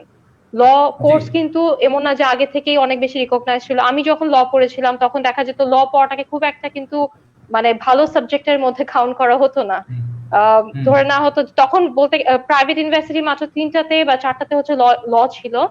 এরপরে তো এখন প্রায় প্রত্যেকটা প্রাইভেট ইউনিভার্সিটিতে ল আসছে, কিন্তু ল আসলেও স্টুডেন্ট এনরোলমেন্টের একটা ব্যাপার থাকে। যদি কোনো ভার্সিটিতে স্টুডেন্ট এনরোলমেন্ট কম থাকে, হয়তো তাদের অ্যাপ্রোচ লয়ের প্রতি একরকম হবে, যেখানে বেশি থাকবে সেখানে অ্যাপ্রোচ আরেক রকম হবে। সেটা আমার মনে হয় ভার্সিটি ভার্সিটি ভ্যারি করতেই পারে।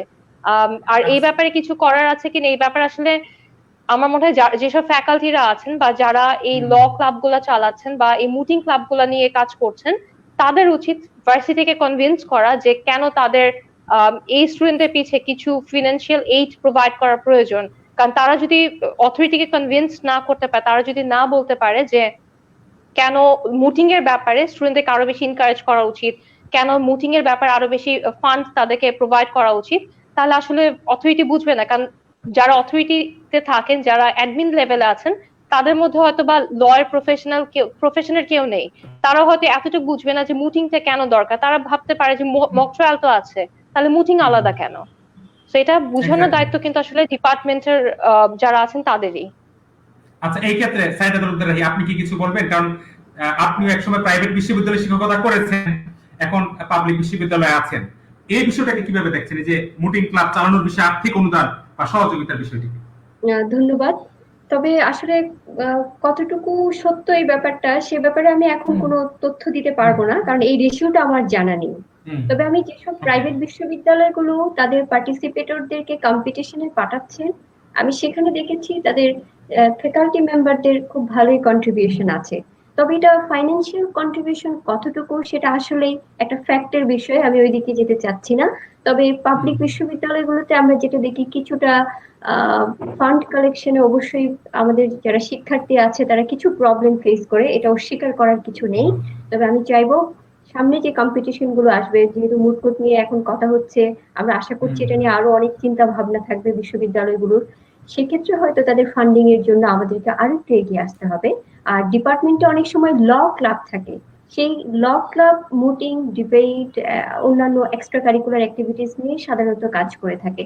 তো এই ক্ষেত্রে যদি আমরা কিছুটা মুটিং এর উপর জোর দিয়ে থাকি, তাহলে অবভিয়াসলি স্টুডেন্টদের জন্যই ভালো হবে।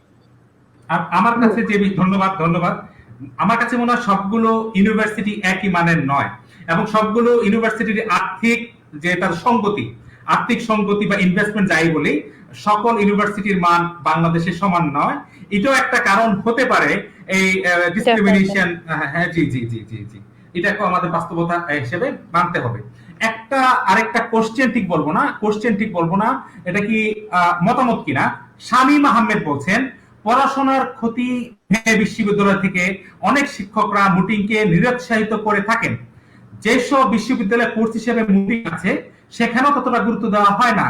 কয়েকটা মক ট্রায়াল করে পগার পর অনেকেই ধারণা পোষণ করেন যারা কোর্ট প্র্যাকটিস করবে তারা আদালতে গিয়েই শিখতে পারবে। সবাইকে দৌড়ে বেঁধে মুটিং শেখানোর মানে হয় না।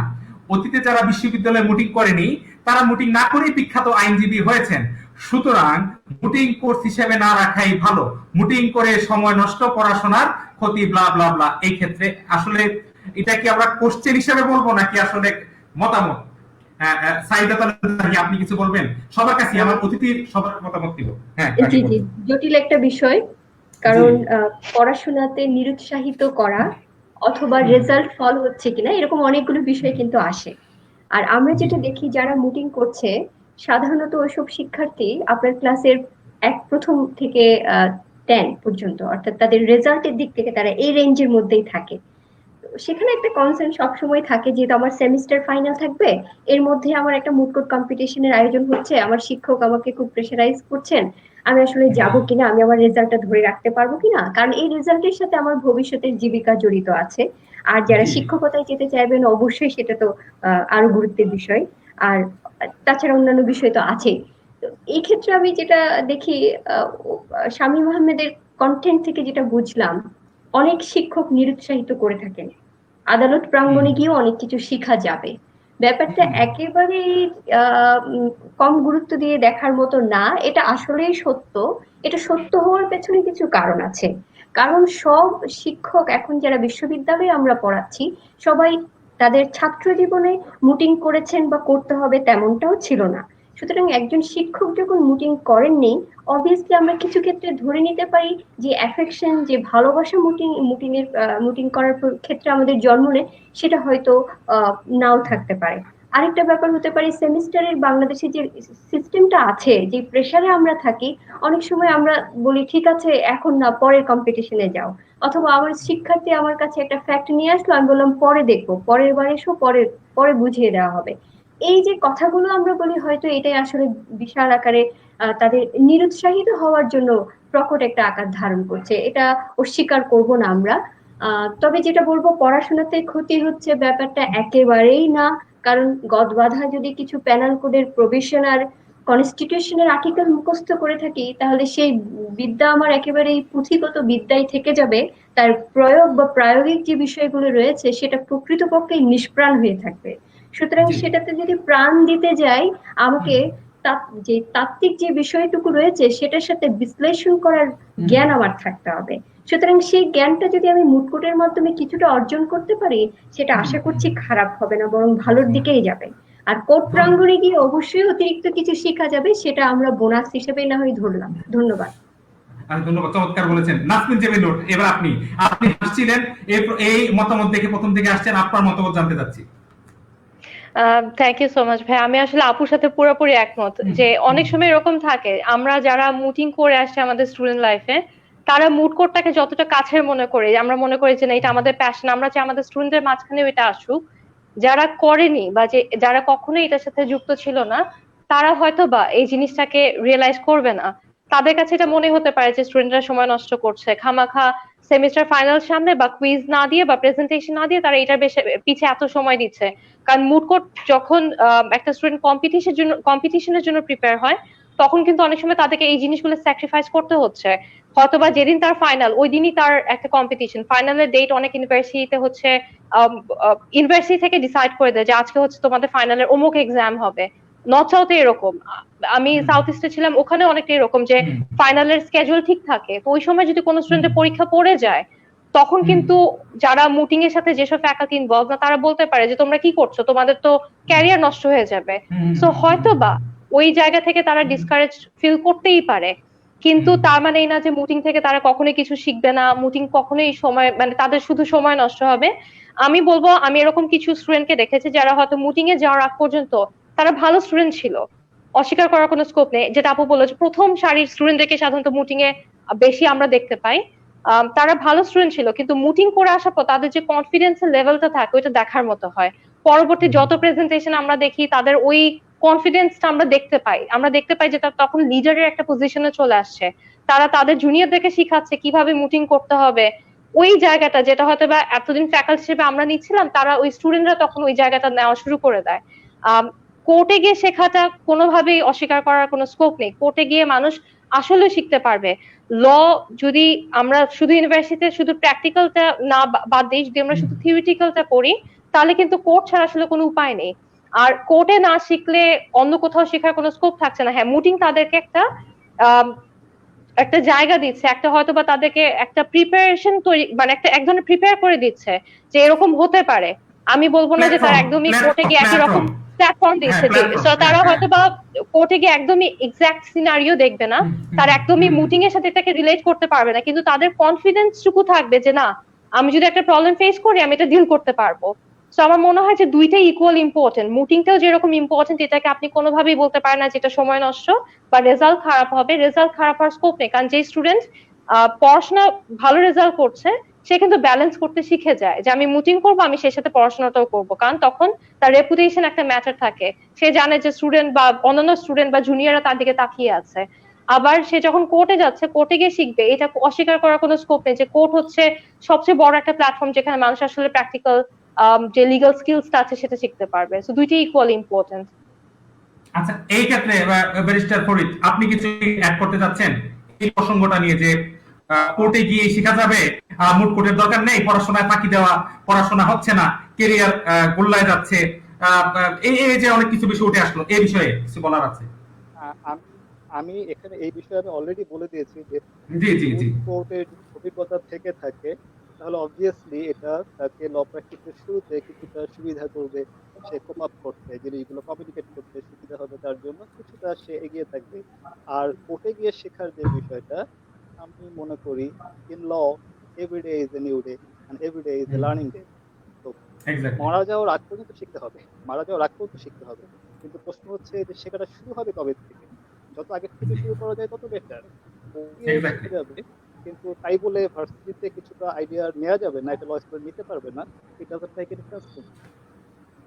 ওকে, চমৎকার চমৎকার বলেছেন। এবার একটু স্পেসিফিক কোশ্চেনে আসতে যাচ্ছি। স্পেসিফিক কোশ্চেন বলতে এখন আমি সাইদা তালুকদার ভাই, একটা কোশ্চেন এসেছে যে আহ, আহ, একটি কম্পিটিশনে বা মুড কোর্ট প্রসিডিউরে একটা ফ্যাক্ট অবশ্যই থাকে, একটা ফ্যাক্টের উপর ডিপেন্ড করেই সবাইকে আর্গুই করতে হয়। তো একটি ফ্যাক্ট ভালোভাবে আন্ডারস্ট্যান্ড করার বোঝার জন্য কি করা যেতে পারে, আর জাজকে কনভিন্স করা যেতে পারে কিভাবে, দুটা ইস্যুকে আপনি যদি সংক্ষেপে তুলে ধরেন। ধন্যবাদ। প্রথমে ফ্যাক্ট নিয়ে একটু বলতে চাই, যেটা আমরা মার্শালিং অফ ফ্যাক্ট বলি, অর্থাৎ যে প্রবলেমটা নিয়ে আপনি কাজ করবেন, যেহেতু প্রবলেম নিয়ে আমাকে কাজ করতে হবে, সুতরাং আগে সেটা ভালোভাবে বোঝার আবশ্যকতা তো অবশ্যই আছে। আপনি একজন শিক্ষার্থীকে যেটা করতে হবে, তাকে যখন মুটের প্রবলেম দেওয়া হবে, প্রথমত সে অ্যাট এ গ্লেন্স পড়ে যাবে, কিন্তু এই স্টাডি করার পরে আমরা যেটা দেখি, যে প্রবলেমটা আমরা ফেস করি সাধারণত অনেকগুলো শব্দ, অনেকগুলো টার্মিনোলজির সাথে হয়তো সে পরিচিত না, একেবারেই না। তাহলে তাকে যেটা করতে হবে, ওই টার্মিনোলজি যেগুলো থাকবে সেগুলো নিয়ে কিছুটা স্টাডি তাকে অবশ্যই করতে হবে। সেকেন্ডলি, একটা ফ্যাক্টে দেখা যাবে একটা কান্ট্রি বা অনেকগুলো স্টেট নিয়ে যখন আমরা বিভিন্ন ডিসক্রিপশন থাকে, অনেকগুলো বিষয় থেকে আমাকে খুব সহজে টেকনিক্যালি বের করতে হবে আমার এই টোটাল প্রবলেমের যে ফ্যাক্টটা দেয়া আছে সেখানে ইস্যু কোনগুলো, বিরোধীয় বিষয় কোনগুলো।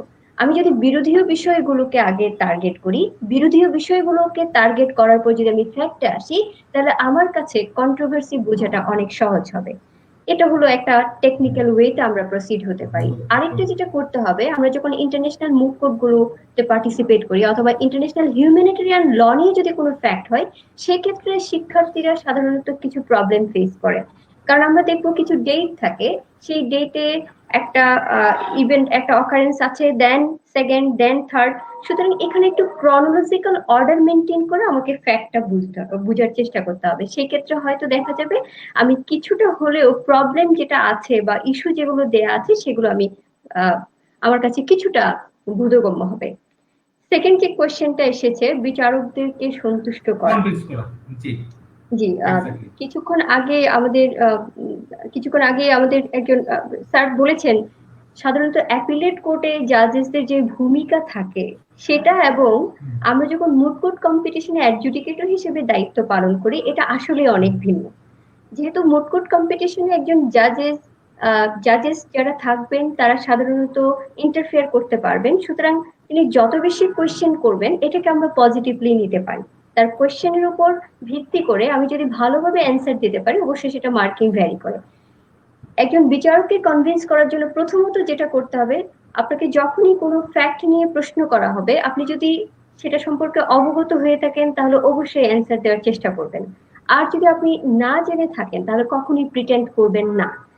Number one. নাম্বার টু হচ্ছে, যখনই জুরিসডিকশন নিয়ে, আমরা সাধারণত দেখবো জুরিসডিকশন নিয়ে প্রশ্ন করা হয়, তাহলে এই ক্ষেত্রগুলোতে একটু ক্লিয়ার আন্ডারস্ট্যান্ডিং থাকাটা একেবারেই আবশ্যক। আপনি হাইকোর্ট ডিভিশনে অ্যাপিল করতে গেলেন, হাইকোর্ট ডিভিশনে আপনি রিট পিটিশন দায়ের করেছেন, আপনি অ্যাপিলেট কোর্টে যাচ্ছেন, তো আপনাকে প্রশ্ন করা হতেই পারে যে লোকাল রিমেডি যেগুলো অ্যাভেলেবেল ছিল সেগুলো আপনি কোনোভাবে এনজয় না করে এখানে কেন এসেছেন। তাহলে আপনার এই প্রশ্নের একটা কংক্রিট অ্যান্সার থাকা উচিত। তারপর ট্রিটি ভায়োলেশন হয়েছে, আপনি এখানে কেন, আইসিজেতে কেন। এই যে বেসিক কোয়েশ্চেন গুলো রয়েছে সেগুলোর আন্ডারস্ট্যান্ডিং যদি থাকে, একজন বিচারককে খুব সহজেই সন্তুষ্ট করা যায়। সাধারণত বিচারকরা এই বিষয়গুলোতেই কোয়েশ্চেন করে থাকেন, ফ্যাক্ট না, অধিকাংশ সময় ল এর উপরই সাধারণত ফোকাস করা হয়। ওকে, ধন্যবাদ। এবার আমি তাসকিন জেবিন নূর আপনার কাছে আসতে যাচ্ছি। আপনার কাছে প্রশ্ন হচ্ছে, ইস্যুস ফ্রেম করতে হয়, তাই না? ইস্যুস তো ফ্রেম করতে হয় যখন আমরা ইস্যুস গুলো পাবো, ফ্রেম জি। করবো আমরা, হ্যাঁ, কম্পিটিশনে বা আমাদের প্রসিডিউরের মধ্যে। তো এই ইস্যুগুলো ফ্রেম করার ক্ষেত্রে কিভাবে আমরা করতে পারি, একজন রিসার্চার বা গবেষকের ভূমিকা কি, সংক্ষেপে তুলে ধরুন তো আপনার বক্তব্য। আচ্ছা, থ্যাংক ইউ সো মাচ ভাইয়া। কিছু কিছু কম্পিটিশনে ইস্যুস গুলো কিন্তু আগে থেকে দিয়ে দেওয়া থাকে, ফ্যাক্টের শেষে দেখা যায় যে ওখানে লিখে দেয় যে এই ইস্যুগুলোর উপর হচ্ছে তাদেরকে কনসেন্ট্রেট করতে হবে। অনেক সময় দেওয়া হয় না, অনেক সময় বলে দেওয়া হয় যে অমুক ইনসিডেন্টের উপর এই মামলাটা হয়েছে, এই ডিসপিউটটা হয়েছে, শুধু বলা থাকে ডিসপিউটটা কি নিয়ে হয়েছে, ইস্যুটা স্টুডেন্ট থেকে ফ্রেম করতে হয়। যখন একটা স্টুডেন্ট বা যখন হচ্ছে আপনার একটা টিম একটা মুড কোর্ট ফ্যাক্ট নিয়ে কাজ করে, তখন তাদের কিন্তু ফ্যাক্ট পড়ার পর ফ্যাক্ট থেকে তাদেরকে ইস্যুটা বের করতে হবে। ফ্যাক্টের লাস্টে যে কোয়েশ্চেনটা থাকে, কোন কোর্টে গিয়েছে, কোন এটা কি ধরনের আপিল হচ্ছে, সেটার উপর ডিপেন্ড করে যে ইস্যুটা আসলে কিভাবে তারা ফ্রেম করবে। তাদেরকে পুরো পুরো ফ্যাক্টটা আমার মনে হয় যে যদি তারা একটু কনসেন্ট্রেটলি পড়ে বা একবার না পড়ে যদি তারা বুঝতে না পারে, একবার পড়ার পর যদি তাদের মনে হয় যে না এখনো বুঝতে পারছি না ইস্যুগুলা কি আছে, একটু বারবার পড়তে থাকা, বারবার পড়ার পর তারা কিন্তু বুঝতে পারবে। কারণ ওখানে কিন্তু স্পেসিফিক ইনসিডেন্টের উপর আপনার এই মুটিং প্রবলেমটা থাকে, এরকম না যে তাদেরকে সবগুলো ইনসিডেন্ট নিয়ে তাদেরকে মুট কোর্টে আর্গুমেন্ট করতে হচ্ছে। হ্যাঁ, বাকি ফ্যাক্ট গুলো রেলিভেন্ট, কিন্তু আর্গুমেন্টের যে মেইন পয়েন্ট থাকে বা ইস্যু যেটা থাকে সেটা কিন্তু কোনো একটা পার্টিকুলার ইনসিডেন্টের উপর বেস করে হয়ে থাকে। সো ওইটার সাথে যে রেলিভেন্ট স্ট্যাটিউটস গুলো আছে বা যেই রেলিভেন্ট ফ্যাক্টস গুলো আছে সেখান থেকে তারা হচ্ছে তাদের ইস্যুগুলো ফ্রেম করে নিবে। যেমন জুরিসডিকশন অনেক সময় একটা ইস্যু হয়ে দাঁড়ায় যে এই কোর্টে জুরিসডিকশন আছে কি নেই। সো যদি কোন একটা পার্টি প্রুভ করতে পারে যে যে কোর্টে তারা এই মামলাটা নিয়ে আসে এই কোর্টে জুরিসডিকশনে নেই, তাহলে কিন্তু আসলে আর কোনো আর্গুমেন্টের কোনো স্কোপ থাকছে না। যদি এরকম হওয়ার চান্স খুব কম থাকে, মুট কোর্টটার ফ্যাক্ট ওইভাবে বানানো হয় যে এই কোর্টের বা এই ট্রাইব্যুনালের জুরিসডিকশন থাকবেই, কিন্তু তারপরে এটা কিন্তু একটা আর্গুমেন্টের পয়েন্ট হতে পারে। যদি কেউ মনে করে যে আমি স্ট্রংলি এটাকে প্রেজেন্ট করতে পারবো, তাহলে কেন না। আর রিসার্চারের কাজ হচ্ছে প্রচুর পড়তে হবে, তাকে যেটা করতে হবে ফ্যাক্ট আগে ভালো মতো করতে হবে। কিন্তু আমি এটাই বারবার বলি যে রিসার্চারের একা কাজ না এটা যে সে শুধু ফ্যাক্ট পড়বে, মুঠারা পড়বে না, তা না, এটা হচ্ছে একটা টিম ওয়ার্ক। তো এখানে পুরো টিমটাকে মানে একজন আরেকজনকে কোঅপারেট করতে হবে। রিসার্চারকে কিন্তু কিছু বলতে হয় না। আগে যেরকম একটা সময় নিয়ম ছিল যে রিসার্চার পাশ থেকে সাপ্লিমেন্ট দিতে পারবে, একটু হেল্প করতে পারবে, এখন এটা অনেক সময় অ্যালাউ করা হয় না যে না রিসার্চার কিছুই করতে পারবে না, রিসার্চার তার মতো শুধু বসে থাকতে পারবে, তার কাজ কম্পিটিশনের আগে কিন্তু মোটামুটি শেষ হয়ে যাচ্ছে। এখন যেটা হয়ে থাকে যদি মুটারা নিজে থেকে প্রিপেয়ার না করে, যেমন আপু বলেছিল যে কোয়েশ্চেন আসে, প্রচুর কোয়েশ্চেন করে, জাজরা কিন্তু একটু পরপর থামিয়ে কোয়েশ্চেন করে, এরকম অনেক কম্পিটিশন আছে যেখানে মুটারা তাদের যে আর্গুমেন্ট তারা প্রিপেয়ার করেছিল, যেটা তারা প্রিপারেশন নিয়ে গেছে, এটা বলতেও পারছে না, কারণ তাদেরকে এত বেশি কোয়েশ্চেন করা হচ্ছে যে কোয়েশ্চেন আনসার দিতে দিতে তাদের সময়টা শেষ হয়ে যাচ্ছে। তখন এই যে কোয়েশ্চেন গুলো আসছে এটা তাদের জন্য কিন্তু আপনার, আমি বলবো না স্ট্রিট স্মার্ট হতে হবে, কারণ লতে এটা কাজে আসছে না, কিন্তু তাদেরকে ওয়েল প্রিপেয়ার্ড হতে হবে। সো তাদেরকে জানতে হবে যে কোন ফ্যাক্ট থেকে কোয়েশ্চেনটা করা হচ্ছে, এই ফ্যাক্টের সাথে রেলেভেন্ট লস গুলা কি আছে, এখানে তাদের কোনো সাপোর্টিভ কেসেস আছে কিনা। সো মেমোরিয়াল বানানোর পিছনে তিনজনকেই কাজ করতে হবে, কিন্তু রিসার্চার টিমটাকে আমার মনে হয় যে তাদের রিসার্চারের মেইন কাজ শুধু রিসার্চ করা না, টিমটাকে এক ধরনের একসাথে রাখাটা, মানে টিমটা যাতে কোনোভাবেই আলাদা না হয়ে যায়, সে তার খেয়াল করতে হবে যে মুটারা ঠিক মতো প্র্যাকটিস করছে কিনা, মুটারা তাদের যে স্টাডিটুকু বা ম্যাটেরিয়াল গুলো কমপ্লিট করার কথা সেটা করছে কিনা, এবং সেই সাথে মেমোরিয়াল প্রিপেয়ার করাটা কিন্তু রিসার্চের একটা সোল পারপাস, যেটা একটা নাম্বার, অনেক বড় একটা নাম্বার ক্যারি করছে। কারণ একটা কম্পিটিশন শুধু ওরালিস্টদের আর্গুমেন্ট উপর ডিপেন্ড করে কেউ জিতে না, মেমোরিয়ালের একটা আলাদা নাম্বার থাকে, আর এই মেমোরিয়ালটা প্রিপেয়ার করার কাজটা হয়ে থাকে রিসার্চারের, এবং এটার জন্য তাকে অ্যাওয়ার্ডও দেওয়া হয়, যার মেমোরিয়াল ভালো হয় তাকে বেস্ট রিসার্চার অ্যাওয়ার্ড দেওয়া হতে পারে বা বেস্ট মেমোরিয়াল অ্যাওয়ার্ড দেওয়া হয়ে থাকে। সো মেমোরিয়ালটা যাতে কোনোভাবেই কোনো গ্যাপ না থাকে, মেমোরিয়ালটাতে যাতে যত আর্গুমেন্টস রিসার্চার মুটারা প্রেজেন্ট করবে সেটা যাতে ওই মেমোরিয়ালের মাঝখানে থাকে, যত কেস রেফারেন্স তারা দিবে ওই কেস রেফারেন্স গুলো যাতে মেনশনিং থাকে এবং ওগুলো যাতে রেলেভেন্ট হয়ে থাকে। যেটা আপু শুরুর দিকে বলেছিল যে অনেক সময় ইরেলেভেন্ট কেসেস নিয়ে আসা হয়, ইরেলেভেন্ট আপনার লজ নিয়ে আসা হচ্ছে for the sake of just writing the Memorial, এরকম অনেকে করতেই পারে। সেটা না করা, শুধুমাত্র রেলেভেন্ট যে ইনফরমেশন গুলো আছে সেটাকে ইনক্লুড করা, এবং ওইটা হচ্ছে তাদের মুটাদের সাথে কমিউনিকেট করা যে এই কেস এখানে আছে বা এই স্ট্যাটিউটস গুলো ইম্পর্টেন্ট, তোমরা এটার দিকে একটু বেশি ফোকাস করো। সো টিমটাকে প্রিপেয়ার করার কাজ কিন্তু রিসার্চারের উপর অনেকটাই ডিপেন্ড করে। আচ্ছা, ওকে, কোশ্চেন আছে, কোশ্চেনটা বলি। শামীম আহমেদ বলছেন মুটিং এ বেস্ট ওরালিস্ট হওয়ার জন্য করণীয় কি?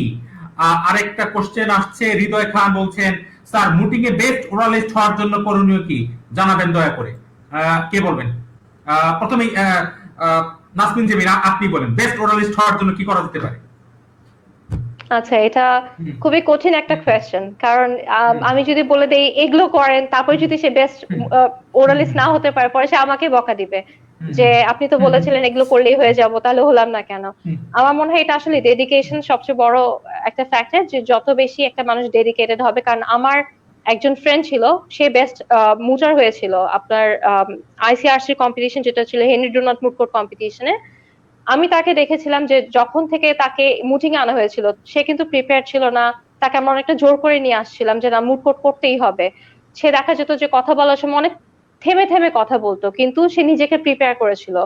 সে তার যেই আর্গুমেন্ট, সে যেটা প্রিপেয়ার করেছে সেটা বারবার সে প্র্যাকটিস করতো, আয়নার সামনে দাঁড়িয়ে করতো, আমাদের সামনে দাঁড়িয়ে করতো।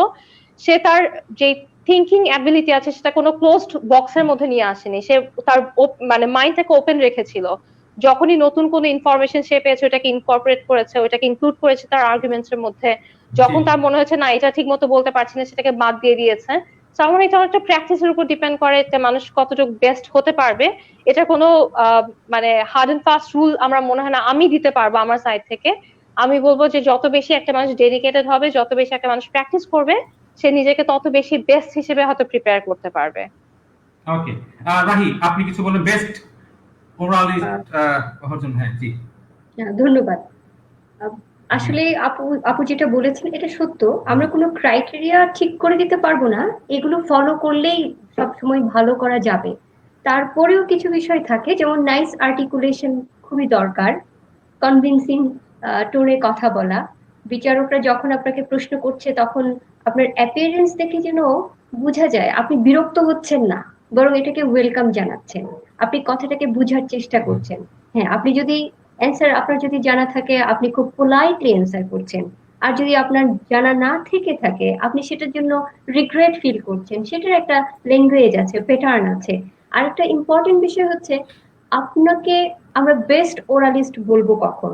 আপনি সব বিষয় যখন আদালতের কাছে উপস্থাপন করেছেন, আপনি যখন অপরাধের যে উপাদানগুলো রয়েছে সেগুলো যখন আপনি প্রমাণ করতে পেরেছেন। সুতরাং আপনাকে খেয়াল করতে হবে, অপরাধ for example genocide, war crime, এগুলোর অনেকগুলো উপাদান রয়েছে। আপনি দেখবেন আপনি যদি বেস্ট হওয়ার জন্য কোনো টার্গেট করে থাকেন, তাহলে এই বিষয়গুলোকে আপনাকে একটু ফোকাস করতে হবে, যে উপাদানগুলো রয়েছে ইন্টারন্যাশনাল আর্ম কনফ্লিক্ট বা আপনার সার্কামস্টেন্সিয়াল যে বিষয়গুলো, এগুলোকে আপনি সামারাইজ করতে পারছেন কিনা। সামারাইজ করার মাধ্যমে একজন বিচারককে আপনি যেটা বুঝাতে চাচ্ছেন সেটা আসলে আপনি পারছেন কিনা, এটার উপরে আসলে মার্কিংটা নির্ভর করে। ওকে, ওকে, ধন্যবাদ। ধন্যবাদ, ধন্যবাদ। আলোচনার এই পর্যায়ে আমি ব্যারিস্টার ফরিদউদ্দিন আপনার কাছে আবার আসলাম। ওই প্রশ্ন দিয়ে শুরু করি। যদি বেস্ট ওরালিস্ট মানে ভালো নিজেকে উপস্থাপন করা সবার সামনে আদালতের কাছে, বা স্মুথলি স্পিচটা ডেলিভার করা, এই করার এই বিষয়গুলোর ক্ষেত্রে একজন প্র্যাকটিসিং লয়ার হিসেবে আপনার কি কোনো অ্যাডভাইস আছে কিনা? Thank you doctor Haider. Hmm, this is a very interesting question. Best mooter কিভাবে হওয়া যায়? হুম, আনসার হচ্ছে, what is best? What is the standard by which we can measure this is best? হ্যাঁ, আমরা যেটা করতে পারি যে একটা গাইডলাইন্স দিতে পারি যে এই জিনিসগুলো একটা ল স্টুডেন্ট যদি বারবার প্র্যাকটিস করে তাহলে ডে বাই ডে হয়তো সেটা ইমপ্রুভ করবে। আমরা যদি রোমকে খুব ইম্পর্ট্যান্ট একটা সিটি হিসেবে আমরা চিন্তা করি, আমাদের এটা মাথায় রাখতে হবে, Rome was not built in one day, অনেক বছর লেগেছে। সো বেস্ট স্ট্যান্ডার্ডও থেকে থাকে, দের ইজ নো ফর্মুলা যে এই ফর্মুলা ফলো করলেই কেউ বেস্ট হয়ে যাবে।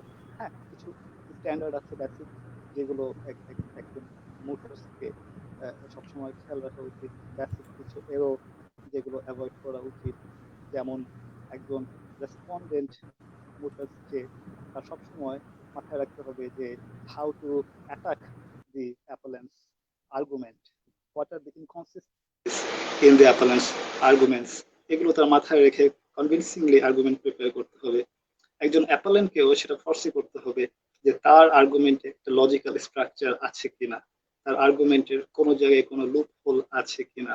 এবং এটা ইম্পর্টেন্ট যে আর্গুমেন্ট মানে মেমোরাইজিং না, তার সবসময় প্রস্তুত থাকতে হবে যে তার আর্গুমেন্টের মাঝখানে একজন জাজ, মুড জাজ উনি ক্লারিফিকেশনের জন্য কিছু কোশ্চেন করতে পারে যেটা তার স্ট্রাকচার অফ আর্গুমেন্টের সাথে মিলছে না, কিন্তু একজন মোটরকে কখনো বলা উচিত না যে আমি এটার আনসার পরে দিব।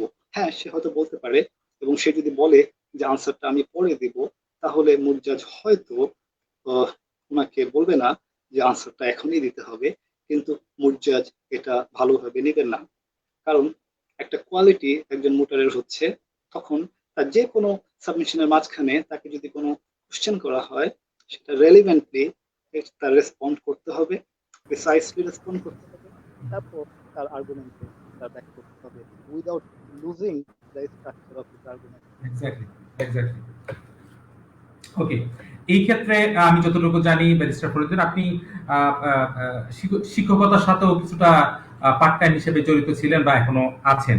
তো এই ক্ষেত্রে আপনাকে যদি ওভারঅল আমি বলতে বলি যে আবার বিভিন্ন কম্পিটিশন আপনি জাজ হিসাবে কাজ করেছেন, বাংলাদেশে যে ধরনের মুটকুট কম্পিটিশন গুলো হয়, তো আপনাকে যদি অ্যাজ এ একাডেমিশিয়ান টিচার হিসাবে অ্যাজ ওয়েল এজ যদি বলতে বলা হয় যে জাজ হিসেবে বিভিন্ন জায়গায় আপনি কাজ করেছেন, কি দেখেছেন আপনার ব্যক্তিগত অবজারভেশনটা যদি একটু তুলে ধরতেন, পার্সোনাল অবজারভেশন এই সামগ্রিক মুড কোর্ট প্রসিডিউর গুলো নিয়ে কি অবস্থায় আছি আমরা?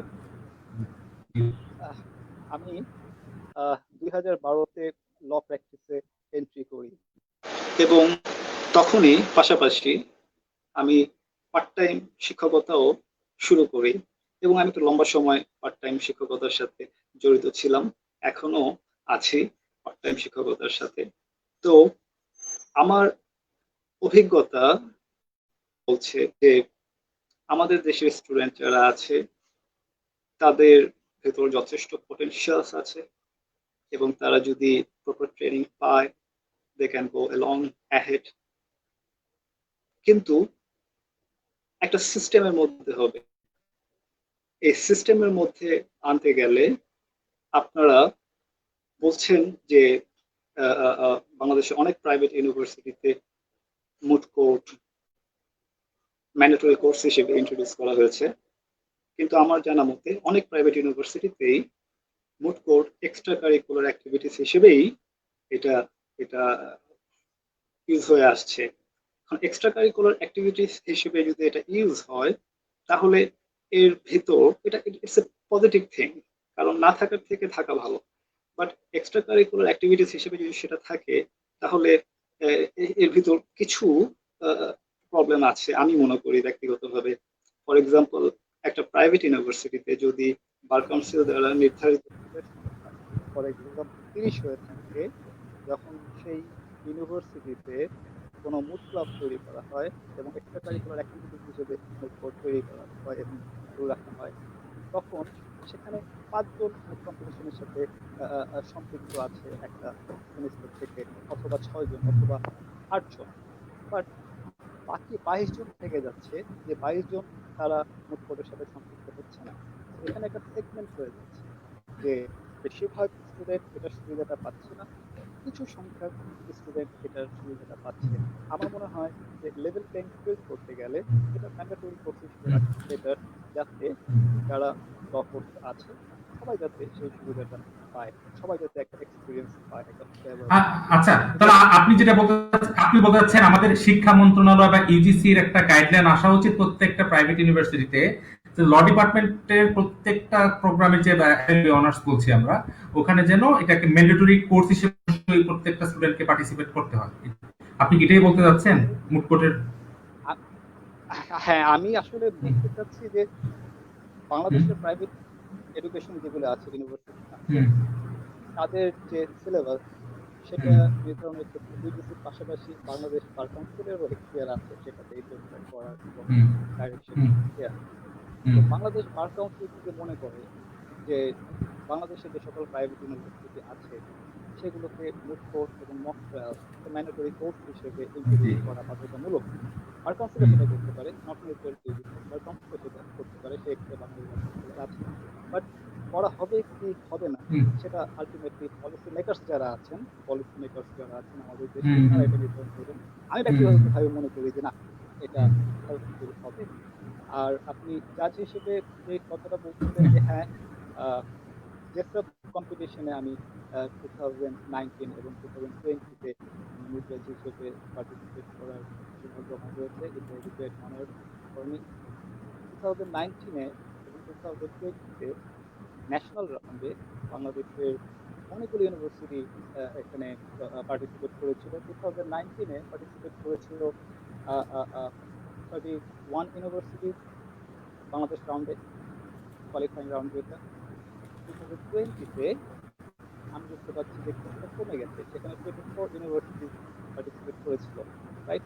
আমি জানি না ওয়াই কমে গেছে, বাট হ্যাঁ, এটা আসলে আরো বেশি বেশি ইউনিভার্সিটির এখানে সম্পৃক্ত হওয়া উচিত আমি মনে করি, যারা ইউনিভার্সিটি ম্যানেজমেন্ট আছে তারা এটা ভেবে দেখতে পারেন চাইলে। আর আর হ্যাঁ, যেসব স্টুডেন্ট সামনে আমার সামনে তারা পার্টিসিপেট করেছে, সাবমিশন দিয়েছে, ইট জি। Was a great pleasure to see them submission. তাদের দে আর ভেরি গুড, দে আর শুধু ন্যাশনাল লেভেল না, আর ইন্টারন্যাশনাল লেভেল নিয়েও চিন্তা করতে হবে যে ইন্টারন্যাশনাল লেভেলটা এসএসসি কম্পিটিশনের যেটা হয় সেটা ওয়াশিংটন ডিসি করতে পারে। ওকে। বাংলাদেশের স্টুডেন্টদেরকে ইন্টারন্যাশনাল লেভেলেও ভালো করতে হবে, এবং it is not an easy task. সেটার জন্য আমাদের স্টুডেন্টদেরকে খুব ভালোভাবে ট্রেন আপ করতে হবে, তাদেরকে সেই এনভায়রনমেন্ট দিতে হবে, এবং সেটা অনেকটা ইউনিভার্সিটিগুলো সেই ব্যবস্থা করা উচিত। আচ্ছা, ওকে, ওকে, ধন্যবাদ। রাহি, আপনার কাছে প্রশ্ন হচ্ছে, আপনি এখন বর্তমান পাবলিক ইউনিভার্সিটি টিচার হিসেবে আছেন, একসময় স্টুডেন্ট হিসেবেও আপনি মুটিং করেছেন, মুটিং অ্যাক্টিভিটিতে যুক্ত ছিলেন। আপনাকে যদি বলতে বলা হয় যে আমাদের পাবলিক ইউনিভার্সিটির যে কালচার, পাবলিক ইউনিভার্সিটির কালচার এবং আমাদের যে সিলেবাস কারিকুলাম মুটিং এর জন্য কতটুকু সহায়ক ভূমিকা রাখছে, এজ এ আপনি student as well as faculty member হিসেবে, দুইটা বিষয়কে আপনি একটু যদি সংক্ষেপে আলোচনা করেন। ধন্যবাদ। একজন শিক্ষার্থী হিসেবে আমরা পাবলিক ইউনিভার্সিটিগুলোতে আমরা দেখি মুট কোর্ট করতেই হবে এরকম ম্যান্ডেটরি কোনো কোর্স আমাদের নেই, যেটা সাধারণত মক ট্রায়ালের জন্য থেকে থাকে। সুতরাং আমাদের যখন কম্পিটিশনে যখন আমাদেরকে পার্টিসিপেট করতে হতো, আমরা বিভিন্ন রকমের প্রবলেম ফেস করেছি, ব্যক্তিগতভাবে আমি ফেস করেছি। ইন্টারন্যাশনাল মুট কোর্ট গুলোতে আমি দেখেছি যখন সাবজেক্ট ম্যাটারটা এমন কোনো বিষয় নিয়ে রিলেটেড হচ্ছে যেটা আমার কোর্সের সাথে রিলেটেড না, তখন আমাকে স্বভাবতই কিছু প্রবলেম ফেস করতে হয়। যেমন আপনাকে একটা এক্সাম্পল দিতে পারি, nano medicine, nano particles, nano science. বাংলাদেশে আমরা ন্যানো সায়েন্স নিয়ে কোনো পড়াশোনা করি না, অথবা ন্যানো সায়েন্স নিয়ে আমাদের যে লয়ের যে বিষয়গুলো রয়েছে সেগুলো নিয়ে আমাদেরকে কখনো পড়ানো হয় না। অথবা আমি যদি বলতে চাই ফরেনসিক মেডিসিন নিয়ে, তো আমি যে বিষয়গুলোর উপর মুভ কোট করেছি সেখানে আপনার nano medicine, nano science, technology এই ব্যাপারগুলো ছিল। তখন আমি অনেক শিক্ষকের কাছে গিয়েছি, যদিও আমার শিক্ষকরা তাদের ব্যক্তিগত জায়গা থেকে যতটুকু পারেন হেল্প করেছেন, কিন্তু আরো হয়তো অনেক বেশি হেল্প আমাকে করতে পারতেন যদি আমার কারিকুলামে এরকম বিষয়গুলো থাকতো। এটা এক ধরনের প্রবলেম আমি ফেস করেছি। দেন ইনভেস্টমেন্ট ল নিয়ে, আমাদের দেশে কিন্তু ইনভেস্টমেন্ট ল নামে কোনো ল নেই। আপনি যখন ইন্টারন্যাশনাল মোড কোড গুলো করতে যাবেন, আপনি যখন আমাদের পার্শ্ববর্তী দেশে যাবেন, ইন্ডিয়াতে যাবেন, সেখানে দেখবেন রিজভি আহমেদ ল স্কুল আছে, সিম্বায়োসিস ল স্কুল রয়েছে, মুম্বাই ল স্কুল রয়েছে। সেখানে প্রত্যেকটা ল স্কুল যে সাবজেক্ট গুলো নিয়ে পড়াশোনা করলে ভালো একটা ফিউচার দাঁড় করানো যায় সেগুলোর উপর তারা সবসময় জোর দিচ্ছে, যেমন আরবিট্রেশন। তো আমার দেশে যখন এরকম একটা, আমাদের টিমগুলোর কাছে যখন এরকম একটা প্রবলেম আসতো ইনভেস্টমেন্ট ল নিয়ে, আইপি ল নিয়ে, যদি আইপি ল, ইন্টেলেকচুয়াল প্রপার্টি ল আমাদের আছে, তখন আমরা কিছুটা বিভ্রান্তিতে পড়ে যেতাম যে এই বিষয়গুলো তো আমার কোর্সের মধ্যে নেই, তাহলে আমি কিভাবে এগুলো সলভ করবো। দেন আমাদের আপনি বলতে যাচ্ছেন, রাহি, আপনি কি তাহলে বলতে যাচ্ছেন আমাদের সিলেবাসের মধ্যে বৈচিত্র্যতার অভাব আছে? বৈচিত্র্যতার অভাব, আচ্ছা, ওকে, গুড। আচ্ছা, তো এই ক্ষেত্রে আমি এখন নাসরিন জেমিন নূর আপনার কাছে জানতে চাচ্ছি, প্রাইভেট ইউনিভার্সিটি গুলোর কি অবস্থা মুটিং করার ক্ষেত্রে? আমরা যদি প্রাইভেট ইউনিভার্সিটি কোর্স কারিকুলাম বা সিলেবাস বলি বা তাদের অ্যাপ্রোচ বলি, হ্যাঁ, তো এই ক্ষেত্রে আপনার ওপিনিয়নটা কি যদি দেখেন মুটিং নিয়ে? জি, থ্যাংক ইউ ভাইয়া। প্রাইভেট ইউনিভার্সিটি গুলোতে যে প্রবলেমটা হয়ে থাকে সেটা হচ্ছে ল স্টুডেন্টরা কিন্তু শুধু ল কোর্স গুলো করে না, কিছু জিডি কোর্স তাদেরকে করতে হয়। ইংলিশ থাকে, ম্যাথ থাকে, সায়েন্সে কিছু কোর্স থাকে, সোশ্যাল সায়েন্সে কিছু কোর্স থাকে। লয়ের কোর্স আমাদের কারিকুলামে আছে, কিন্তু আমরা বেশি কনসেন্ট্রেট করি কোন কোর্সগুলোর দিকে যেগুলো তাদের বার কাউন্সিলের জন্য দরকার। সো বার কাউন্সিলে তারা পরীক্ষা দিবে বা পরবর্তীতে জুডিশিয়ারিতে যাবে, ওই কোর্সগুলোকে আমরা ম্যান্ডেটরি হিসেবে রাখি। কিন্তু যখন আসে হচ্ছে ব্যাপারটা অন্য কোনো কোর্সে, তখন আমরা কি করি, আপনার মুটিং এর ব্যাপারে খুব একটা কিন্তু আমরা দেখি না। যেরকম আপু বললো যে এরকম কিছু টপিক চলে আসে মুড কোর্ট পড়তে গিয়ে যেগুলো হচ্ছে আপনার আমাদের কারিকুলামের মধ্যে নেই। সেটা স্টুডেন্টদেরকে কিন্তু নিজেদের উদ্যোগে গিয়ে তাদেরকে এই পড়াশোনাটা করতে হচ্ছে। অনেক সময় তারা অনেক ডিফিকাল্টি ফেস করছে, কারণ আমরা যারা টিচার আছি তারাও কিন্তু এই লগুলো পড়ে আসেনি। আমাদেরকেও কিন্তু জি। তখন নতুন করে পড়তে হচ্ছে যে আচ্ছা স্টুডেন্টকে হেল্প করবো, আমি না জেনে কিভাবে হেল্প করবো। এই পার্টটা আসলে ডিফিকাল্ট হয়ে যাচ্ছে। আম, আমাদের কারিকুলাম গুলা ম্যাক্সিমাম প্রাইভেট ইউনিভার্সিটি যেটা হচ্ছে তারা হচ্ছে বার কাউন্সিলটাকেই মাথায় রাখছে। বার কাউন্সিলের জন্য যেগুলো দরকার সেগুলোকে তারা ম্যান্ডেটরি করছে, আর বাকি কোর্স গুলাকে আমরা রাখছি, হয়তো অপশনাল ল হুম, কোর্স হিসেবে রাখছি, অনেক জি। সময় হয়তো রাখছিও না, বাদও দিয়ে দিচ্ছি। হুম, এরকম প্রচুর ল কোর্স আছে যেগুলো আমাদের আমাদের মনে হয় যে না, আসলে পড়ানো দরকার। যেমন মেরিটাইম ল নিয়ে এখন আজকাল অনেক হুম, কাজ হচ্ছে। কাজ হচ্ছে। হয়তো বা জি। এটা আমাদের সাবজেক্টে যদি থাকতো তাহলে হয়তো অনেক হুম, ভালো হতো, স্টুডেন্টরা হয়তো একটা মানে আমরা যখন যেটা বলি যে স্পেশালাইজড কোন একটা মানে সেক্টরে তারা কাজ করতে পারতো। এক্স্যাক্টলি। কিন্তু সেই স্কোপটা আমাদের কারিকুলামে কিছুটা হলেও মিস হয়ে যাচ্ছে। বুঝতে পারছি। আচ্ছা, এই ক্ষেত্রে আমরা একটু যদি সাইডে তালুকদার রাখি, আপনার কাছে আসি যে জি। আহ, আমাদের যে মুড কোর্টের বাংলাদেশে যে মুড কোর্ট অ্যাক্টিভিটিস গুলো হচ্ছে, মুড কোর্ট অ্যাক্টিভিটিস, এটা স্ট্যান্ডার্ডটাকে আপনি কিভাবে মূল্যায়ন করবেন? বাংলাদেশের পাবলিক প্রাইভেট সকল মুটিং অ্যাক্টিভিটিস গুলোকে আপনি কিভাবে মূল্যায়ন করবেন, তাদের অ্যাক্টিভিটিস গুলোকে? আহ, আমি যতটুকু দেখেছি, অর্থাৎ শিক্ষার্থী হিসেবে যখন ছিলাম আর এখন শিক্ষক হুম, হিসেবে আমার আন্ডারস্ট্যান্ডিং লেভেলটা একটু ডিফারেন্ট। শিক্ষার্থী হুম, হিসেবে 2012 সাল থেকে আমি রিয়েলাইজ করেছি বাংলাদেশে আহ, যে মুড কোর্ট কম্পিটিশন গুলো হচ্ছে, আমার কাছে মনে হুম, হয়েছে সেগুলো অনেক অনেক বেশি ভালো, অনেক বেশি ভালো করছে, আমরা অনেক হুম, বেশি ভালো করছি। কিন্তু যখন হুম, ইন্টারন্যাশনাল অ্যারেনাতে যখন আমার পদচারণা শুরু হলো, তখন আমি রিয়েলাইজ করতে পারলাম হুম, আমাদের যাওয়ার যে স্বপ্নটুকু আমরা দেখছি, হুম, সেই হুম, স্বপ্নের পথে কিছু প্রতিবন্ধকতা আছে। হুম, হুম, সুতরাং সেটা ওভারকাম করে আমাদেরকে যেতে হবে। আমি বলছি না একেবারে অবস্থা খারাপ, আবার এটাও আমি বলতে পারবো না খুবই ভালো, প্রশংসার দাবি ভালো। রাখে। আপনি যেমন এক্স্যাক্টলি। কাঠমান্ডু স্কুল অফ লতে যান, তারা যখন জাপানে যে মুকুট কম্পিটিশন হয় সেখানে যখন সবচেয়ে ভালো অ্যাওয়ার্ড তারা নিয়ে আসছে, তাহলে অবভিয়াসলি বলতে হবে আমরা কেন পিছিয়ে আছি। সুতরাং সেই জায়গা থেকে একটু আমাদেরকে, আমার মনে হয় একটু চিন্তা করার বিষয় আছে। তারপরও বলবো ওভারঅল 2012-13 এর পর থেকে যেভাবে ইন্টারন্যাশনাল কম্পিটিশন গুলোর উপর আমরা জোর দিচ্ছি, প্রাইভেট ইউনিভার্সিটি গুলো যেভাবে চমক জি। দেখাচ্ছে একটার পর একটা, পাবলিক ইউনিভার্সিটি গুলো যেভাবে রিয়েলাইজ করছে বসে থাকলে আর চলবে না, এই জি। বিষয়টাকে অবশ্যই আমি পজিটিভলি দেখছি। তবে নতুন কিছু বিষয়ের প্রতি প্রতি আমাদেরকে অবশ্যই জোর দিতে হবে। সে আঙ্গিকে হয়তো আমরা আন্তর্জাতিক যে কম্পিটিশন গুলো হবে সেখানে আমাদের টিম অনেক বেশি পাঠাতে পারবো, তারা অনেক বেশি ভালো করবে, নতুন নতুন জায়গা থেকে নতুন নতুন কিছু শিখবে এবং নতুন কোনো স্বপ্ন নিয়ে হয়তো তারা আবার আসবে। আমি এটাই পার্সোনালি ধন্যবাদ। বিশ্বাস করি। ধন্যবাদ।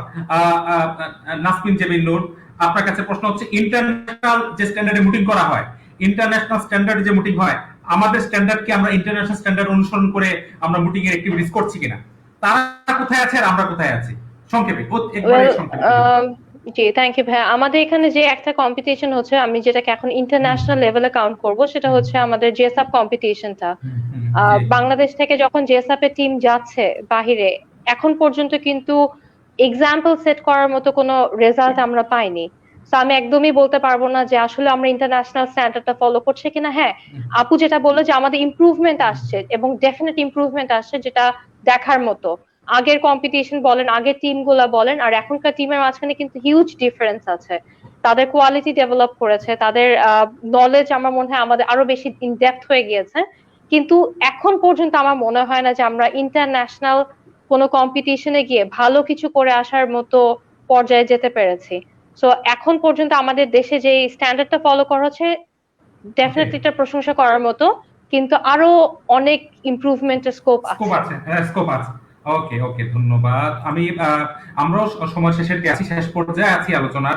এই পর্যায়ে আমি ব্যারিস্টার ফরিদউদ্দিন, আপনার কাছে জানতে চাচ্ছি আহ, সংক্ষেপে, একদম সংক্ষেপে, যে ওভারঅল বাংলাদেশের যে মুটিং অ্যাক্টিভিটিস, প্র্যাকটিক্যাল সিনারিও, কোর্টে practical scenario, overall mooting activities educational ইনস্টিটিউশনে, এগুলোর আপনার ক্ষেত্রে কি কি অবস্টেকেল বা ইম্পিডিমেন্টস আপনার নজরে পড়ছে, এবং তা থেকে উত্তরণের জন্য কি করা যায়, বিষয়গুলো যদি একটু সংক্ষেপে বলেন।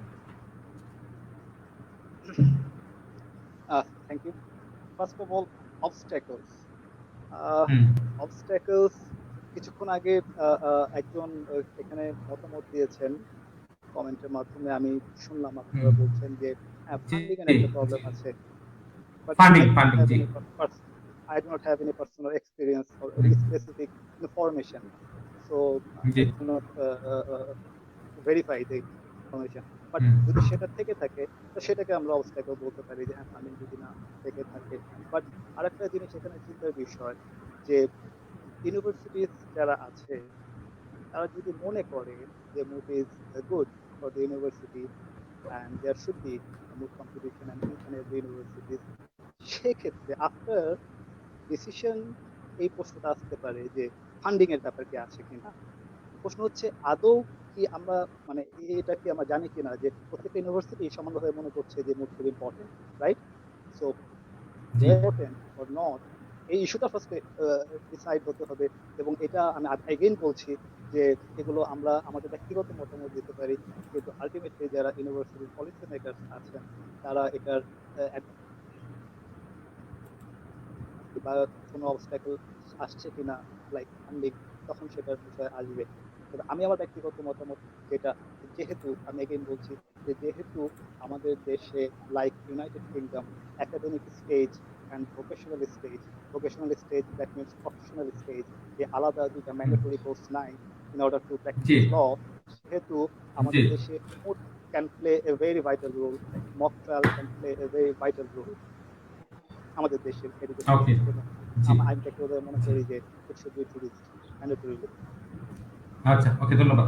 নাসমিন জেবিন নূর, একাডেমিশিয়ান হিসেবে কি কি সমস্যা এই মুড কোর্ট অ্যাক্টিভিটিস এর ক্ষেত্রে এবং তা থেকে উত্তরণের জন্য কি সুপারিশ থাকবে? আচ্ছা, থ্যাংক ইউ ভাই। আমার মনে হয় সবচেয়ে বড় প্রবলেম যেটা সেটা হচ্ছে আমাদের স্কেজুলটা। আমরা জি যে কনজাস্টেড ওয়েতে আমাদের সেমেস্টার গুলো রান করি, একটা স্টুডেন্ট 5টা কোর্স নিচ্ছে বা 4টা কোর্স নিচ্ছে, 4টার পরীক্ষা দিতে হচ্ছে এবং পরীক্ষা একটা দুইটা না, মিড টার্ম থাকে 2টা, 1 2 কুইজ থাকছে, অ্যাসাইনমেন্ট থাকছে, প্রেজেন্টেশন থাকছে, দেন ফাইনাল। এটার মাঝখানে সময় বের করাটা তাদের জন্য মনে হয় সবচেয়ে বড় অবস্টাকল হয়ে দাঁড়াচ্ছে, যে আমি একটা সময় বের করবো, আমি মুটিং করতে চাচ্ছি বা আমি একটা কম্পিটিশনের জন্য প্রিপেয়ার করতে চাচ্ছি নিজেকে। এই জিনিসটা আমার মনে হয় তারা সবচেয়ে বেশি প্রবলেম ফেস করে, কারণ আমরা যখনই স্টুডেন্টদেরকে এনকারেজ করি যে মুড কোর্টে যাও, মুটিং করো, তখন তারা ফার্স্টে যে কথাটা বলে যে মিস সময় কোথায়, আজকে আমার এই পরীক্ষা, কালকে আমার ওই পরীক্ষা। বা আমরা যখন কোনো স্টুডেন্টকে টিম প্রিপেয়ার করে পাঠানোর চেষ্টা করি, তারাও কিন্তু এক এক দিন এসে এক এক দিন এক একটা এক্সকিউজ দিচ্ছে যে মিস আমাদের তো কালকে মিড আছে, পরশু এটা আছে। এবং একটা জি টিমে যেহেতু 3জন করে থাকছে, 3জনের কিন্তু একই সাবজেক্ট থাকে না, একই কোর্স থাকে না। তো তখন এক এক্স্যাক্টলি এক দিন এক একজনের এক্সাম পড়ে যাচ্ছে, এটা একটা বড় প্রবলেম হতে আছে। ফান্ডিং কতটা বড় প্রবলেম আমি জানি না, কারণ যাদের মুটিং এর ইচ্ছা আছে, কারণ মুটিং করতে কিন্তু আসলে স্টুডেন্টদেরকে কোনো সাবস্ক্রিপশন ফি দিতে হচ্ছে না এখানে। আম, অল্প কিছু টাকা পে করতে হচ্ছে, অতটুকু আমার মনে হয় প্রত্যেকটা ভার্সিটি অ্যালাউ করবে। হ্যাঁ, যখন তারা ইন্টারন্যাশনাল কোনো কম্পিটিশনে যাবে, তখন এয়ার ফেয়ারের একটা ব্যাপার থাকে, ওখানে আপনার তারা যে অ্যাকোমোডেট করবে, অ্যাকোমোডেশনে থাকবে, সেটার একটা খরচ থাকে, তখন হয়তো বা ফান্ডিং একটা মেজর ইস্যু হয়ে দাঁড়াচ্ছে। কিন্তু সময় একটা বড় প্রবলেম, এবং সেই সাথে স্টুডেন্টদের মাঝখানে ডেডিকেশনের একটু অভাব আছে। তারা আজকে মনে করছে আমি কালকে প্র্যাকটিস করব, আবার পরবর্তীতে মনে করছে না, প্র্যাকটিস আমার জন্য না, আমি অন্য কিছু করব। সো তারা এই জিনিসটা ডিসাইড করতে পারছে না আসলে তারা কি চায়। আমার মনে হয় তাদেরকে যদি একটু এনকারেজ করা হয় ফ্যাকাল্টি লেভেল থেকে, ফ্যাকাল্টিরা যদি আরেকটু প্রোঅ্যাক্টিভ হতে পারে এবং স্টুডেন্টকে আরেকটু বেশি এনকারেজ করতে পারে যে না, তোমাদের মুটিংটা কেন দরকার, তাদেরকে যদি এই রিয়েলাইজেশনটুকু দেওয়াতে পারে যে মুটিং করে তাদের কি কি বেনিফিট হবে, কি কি আউটকাম তারা পাবে, আমার মনে হয় যদি স্টুডেন্টরা বুঝতে পারে, হয়তো বা এখান থেকে একটু বেনিফিট হবে। এবং স্টুডেন্টদের জন্য আমার এটাই রিকোয়েস্ট থাকবে যে মুটিং কখনোই মানে টাইম ওয়েস্ট হিসেবে না কাউন্ট করতে, বরং এটা তাদের একটা ফিউচার ইনভেস্টমেন্ট হিসেবে দেখতে। কারণ কোনো না কোনো ওয়েতে মুটিং তাদেরকে হেল্প করবেই, সেটা তাদের কনফিডেন্সের দিক থেকে হোক, তাদের সিভিটাকে আরেকটু ইনরিচ করার দিক থেকে হোক, বা তাদের একটা নেটওয়ার্কিং তৈরি করে দেওয়া। কারণ মুড কোর্ট কম্পিটিশন যাওয়া মানে হচ্ছে বিভিন্ন ভার্সিটির সাথে তাদের পরিচয় হবে, এবং লতে এটা আসলে খুবই ম্যাটার করে। এটা মানে আমার মনে হয় কেউ অস্বীকার করার কোনো স্কোপে নেই। আমার সাইড থেকে আমার আই গেস এতটুকুই। ওকে সাইদা তালুকদার রাহি, কি কি সমস্যা উত্তরণের উপায়? সমস্যা বহুমুখী। তারপর আমি জি শিক্ষকদের দিক থেকে কিছু বলবো, যেহেতু জি ম্যাডাম খুব সুন্দরভাবেই বলেছেন শিক্ষার্থীদের যে জায়গাগুলোতে একটু ফোকাস করা দরকার। আমরা যখন কোনো কিছুর গুরুত্ব নিয়ে আলোচনা করছি, আমরা বলছি মুটিং খুবই দরকার, ক্যারিয়ার বিল্ড আপের জন্য দরকার, ভালো কিছু শেখার জন্য দরকার, সবকিছুর জন্য, ইভেন রিসার্চার হওয়ার জন্য দরকার। এই কথাগুলো বলছি, কিন্তু আমি আমার স্টুডেন্টদের জন্য জোন তৈরি করছি না, তাহলে সেটা কখনোই অ্যাপ্রোপ্রিয়েট নয়। ফার্স্ট অফ অল আমার স্টুডেন্টদের জন্য অবশ্যই আমাকে একটা কমফোর্ট জোন আমার ইউনিভার্সিটিতে তৈরি করতে হবে। সেই জোনটা আমি কিভাবে ক্রিয়েট করতে পারি? ফার্স্ট অফ অল মুটিং সোসাইটি আমরা বিল্ড আপ করতে পারি। সেই সোসাইটি যদি আবার নামে শুধু সোসাইটি হয় তাহলে সেই বিষয়ের দিকে আমি যাচ্ছি না, আমি একটা অ্যাক্টিভ সোসাইটির কথা বলছি। যখন আমি সোসাইটি বিল্ড আপ করলাম, অবভিয়াসলি যারা ফ্যাকাল্টি মেম্বার আছেন তাদের এখানে ডেডিকেশনটা দরকার আছে। কারণ একজন শিক্ষার্থী যখন আমার কাছে আসবে কোনো প্রবলেম নিয়ে, আমি যদি তাকে নিরুৎসাহিত করতে থাকি, এটা হতে পারে আমার গবেষণার কারণে, হয়তো তাকে নিরুৎসাহিত করছি গবেষণায় মনোনিবেশ করার কারণে, অথবা কোনো ব্যক্তিগত কারণে। যাই হোক না কেন, আপনার সেই সমস্ত কারণকে স্যাটিসফাইড করে একজন শিক্ষার্থী যে ইম্পিডিমেন্ট ফেস করছে সেটাকে দূর করার জন্য একজন ফ্যাকাল্টি মেম্বার হিসেবে অবশ্যই এগিয়ে আসতে হবে। সুতরাং সে এগিয়ে আসার কারণে যেটা হবে, আমার দেশে হয়তো আমি ডে টু ডে হয়তো আমি আমার কারিকুলাম চেঞ্জ করতে পারবো না, যেহেতু এটা আপনার বিশাল বিষয় জড়িত রয়েছে, ইউজিসির অ্যাপ্রুভালের বিষয় জড়িত রয়েছে। জি সুতরাং এটা একটা জটিল বিষয়, কিন্তু আমি একজন ফ্যাকাল্টি মেম্বার হিসেবে যেটা করতে পারি, জোন ক্রিয়েট করেছি এবং সেটা কিভাবে ফ্যাসিলিটেট করা যায় তার জন্য আমি একজন ফ্যাকাল্টি মেম্বার হিসেবে ফ্যাক্টর হিসেবে কাজ করতে পারি।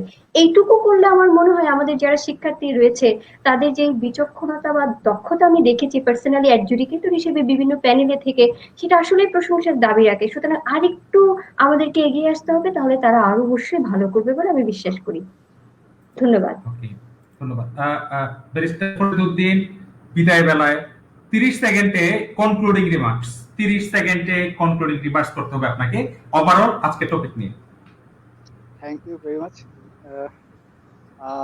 I am privileged to be invited as a guest in the Haider's Talk Show, and I hope Haider's Talk Show will make meaningful contribution to expand the legal awareness in Bangladesh. Good luck. And my concluding remarks is that in our legal education system, from the Bangladesh perspective, moot court and mock trial is important, and we should seriously think about it. Thank you. Thank you, ধন্যবাদ। জি, thank you. Nasmin Jebin Noor, 30 second concluding remarks. Okay, thank you ভাইয়া।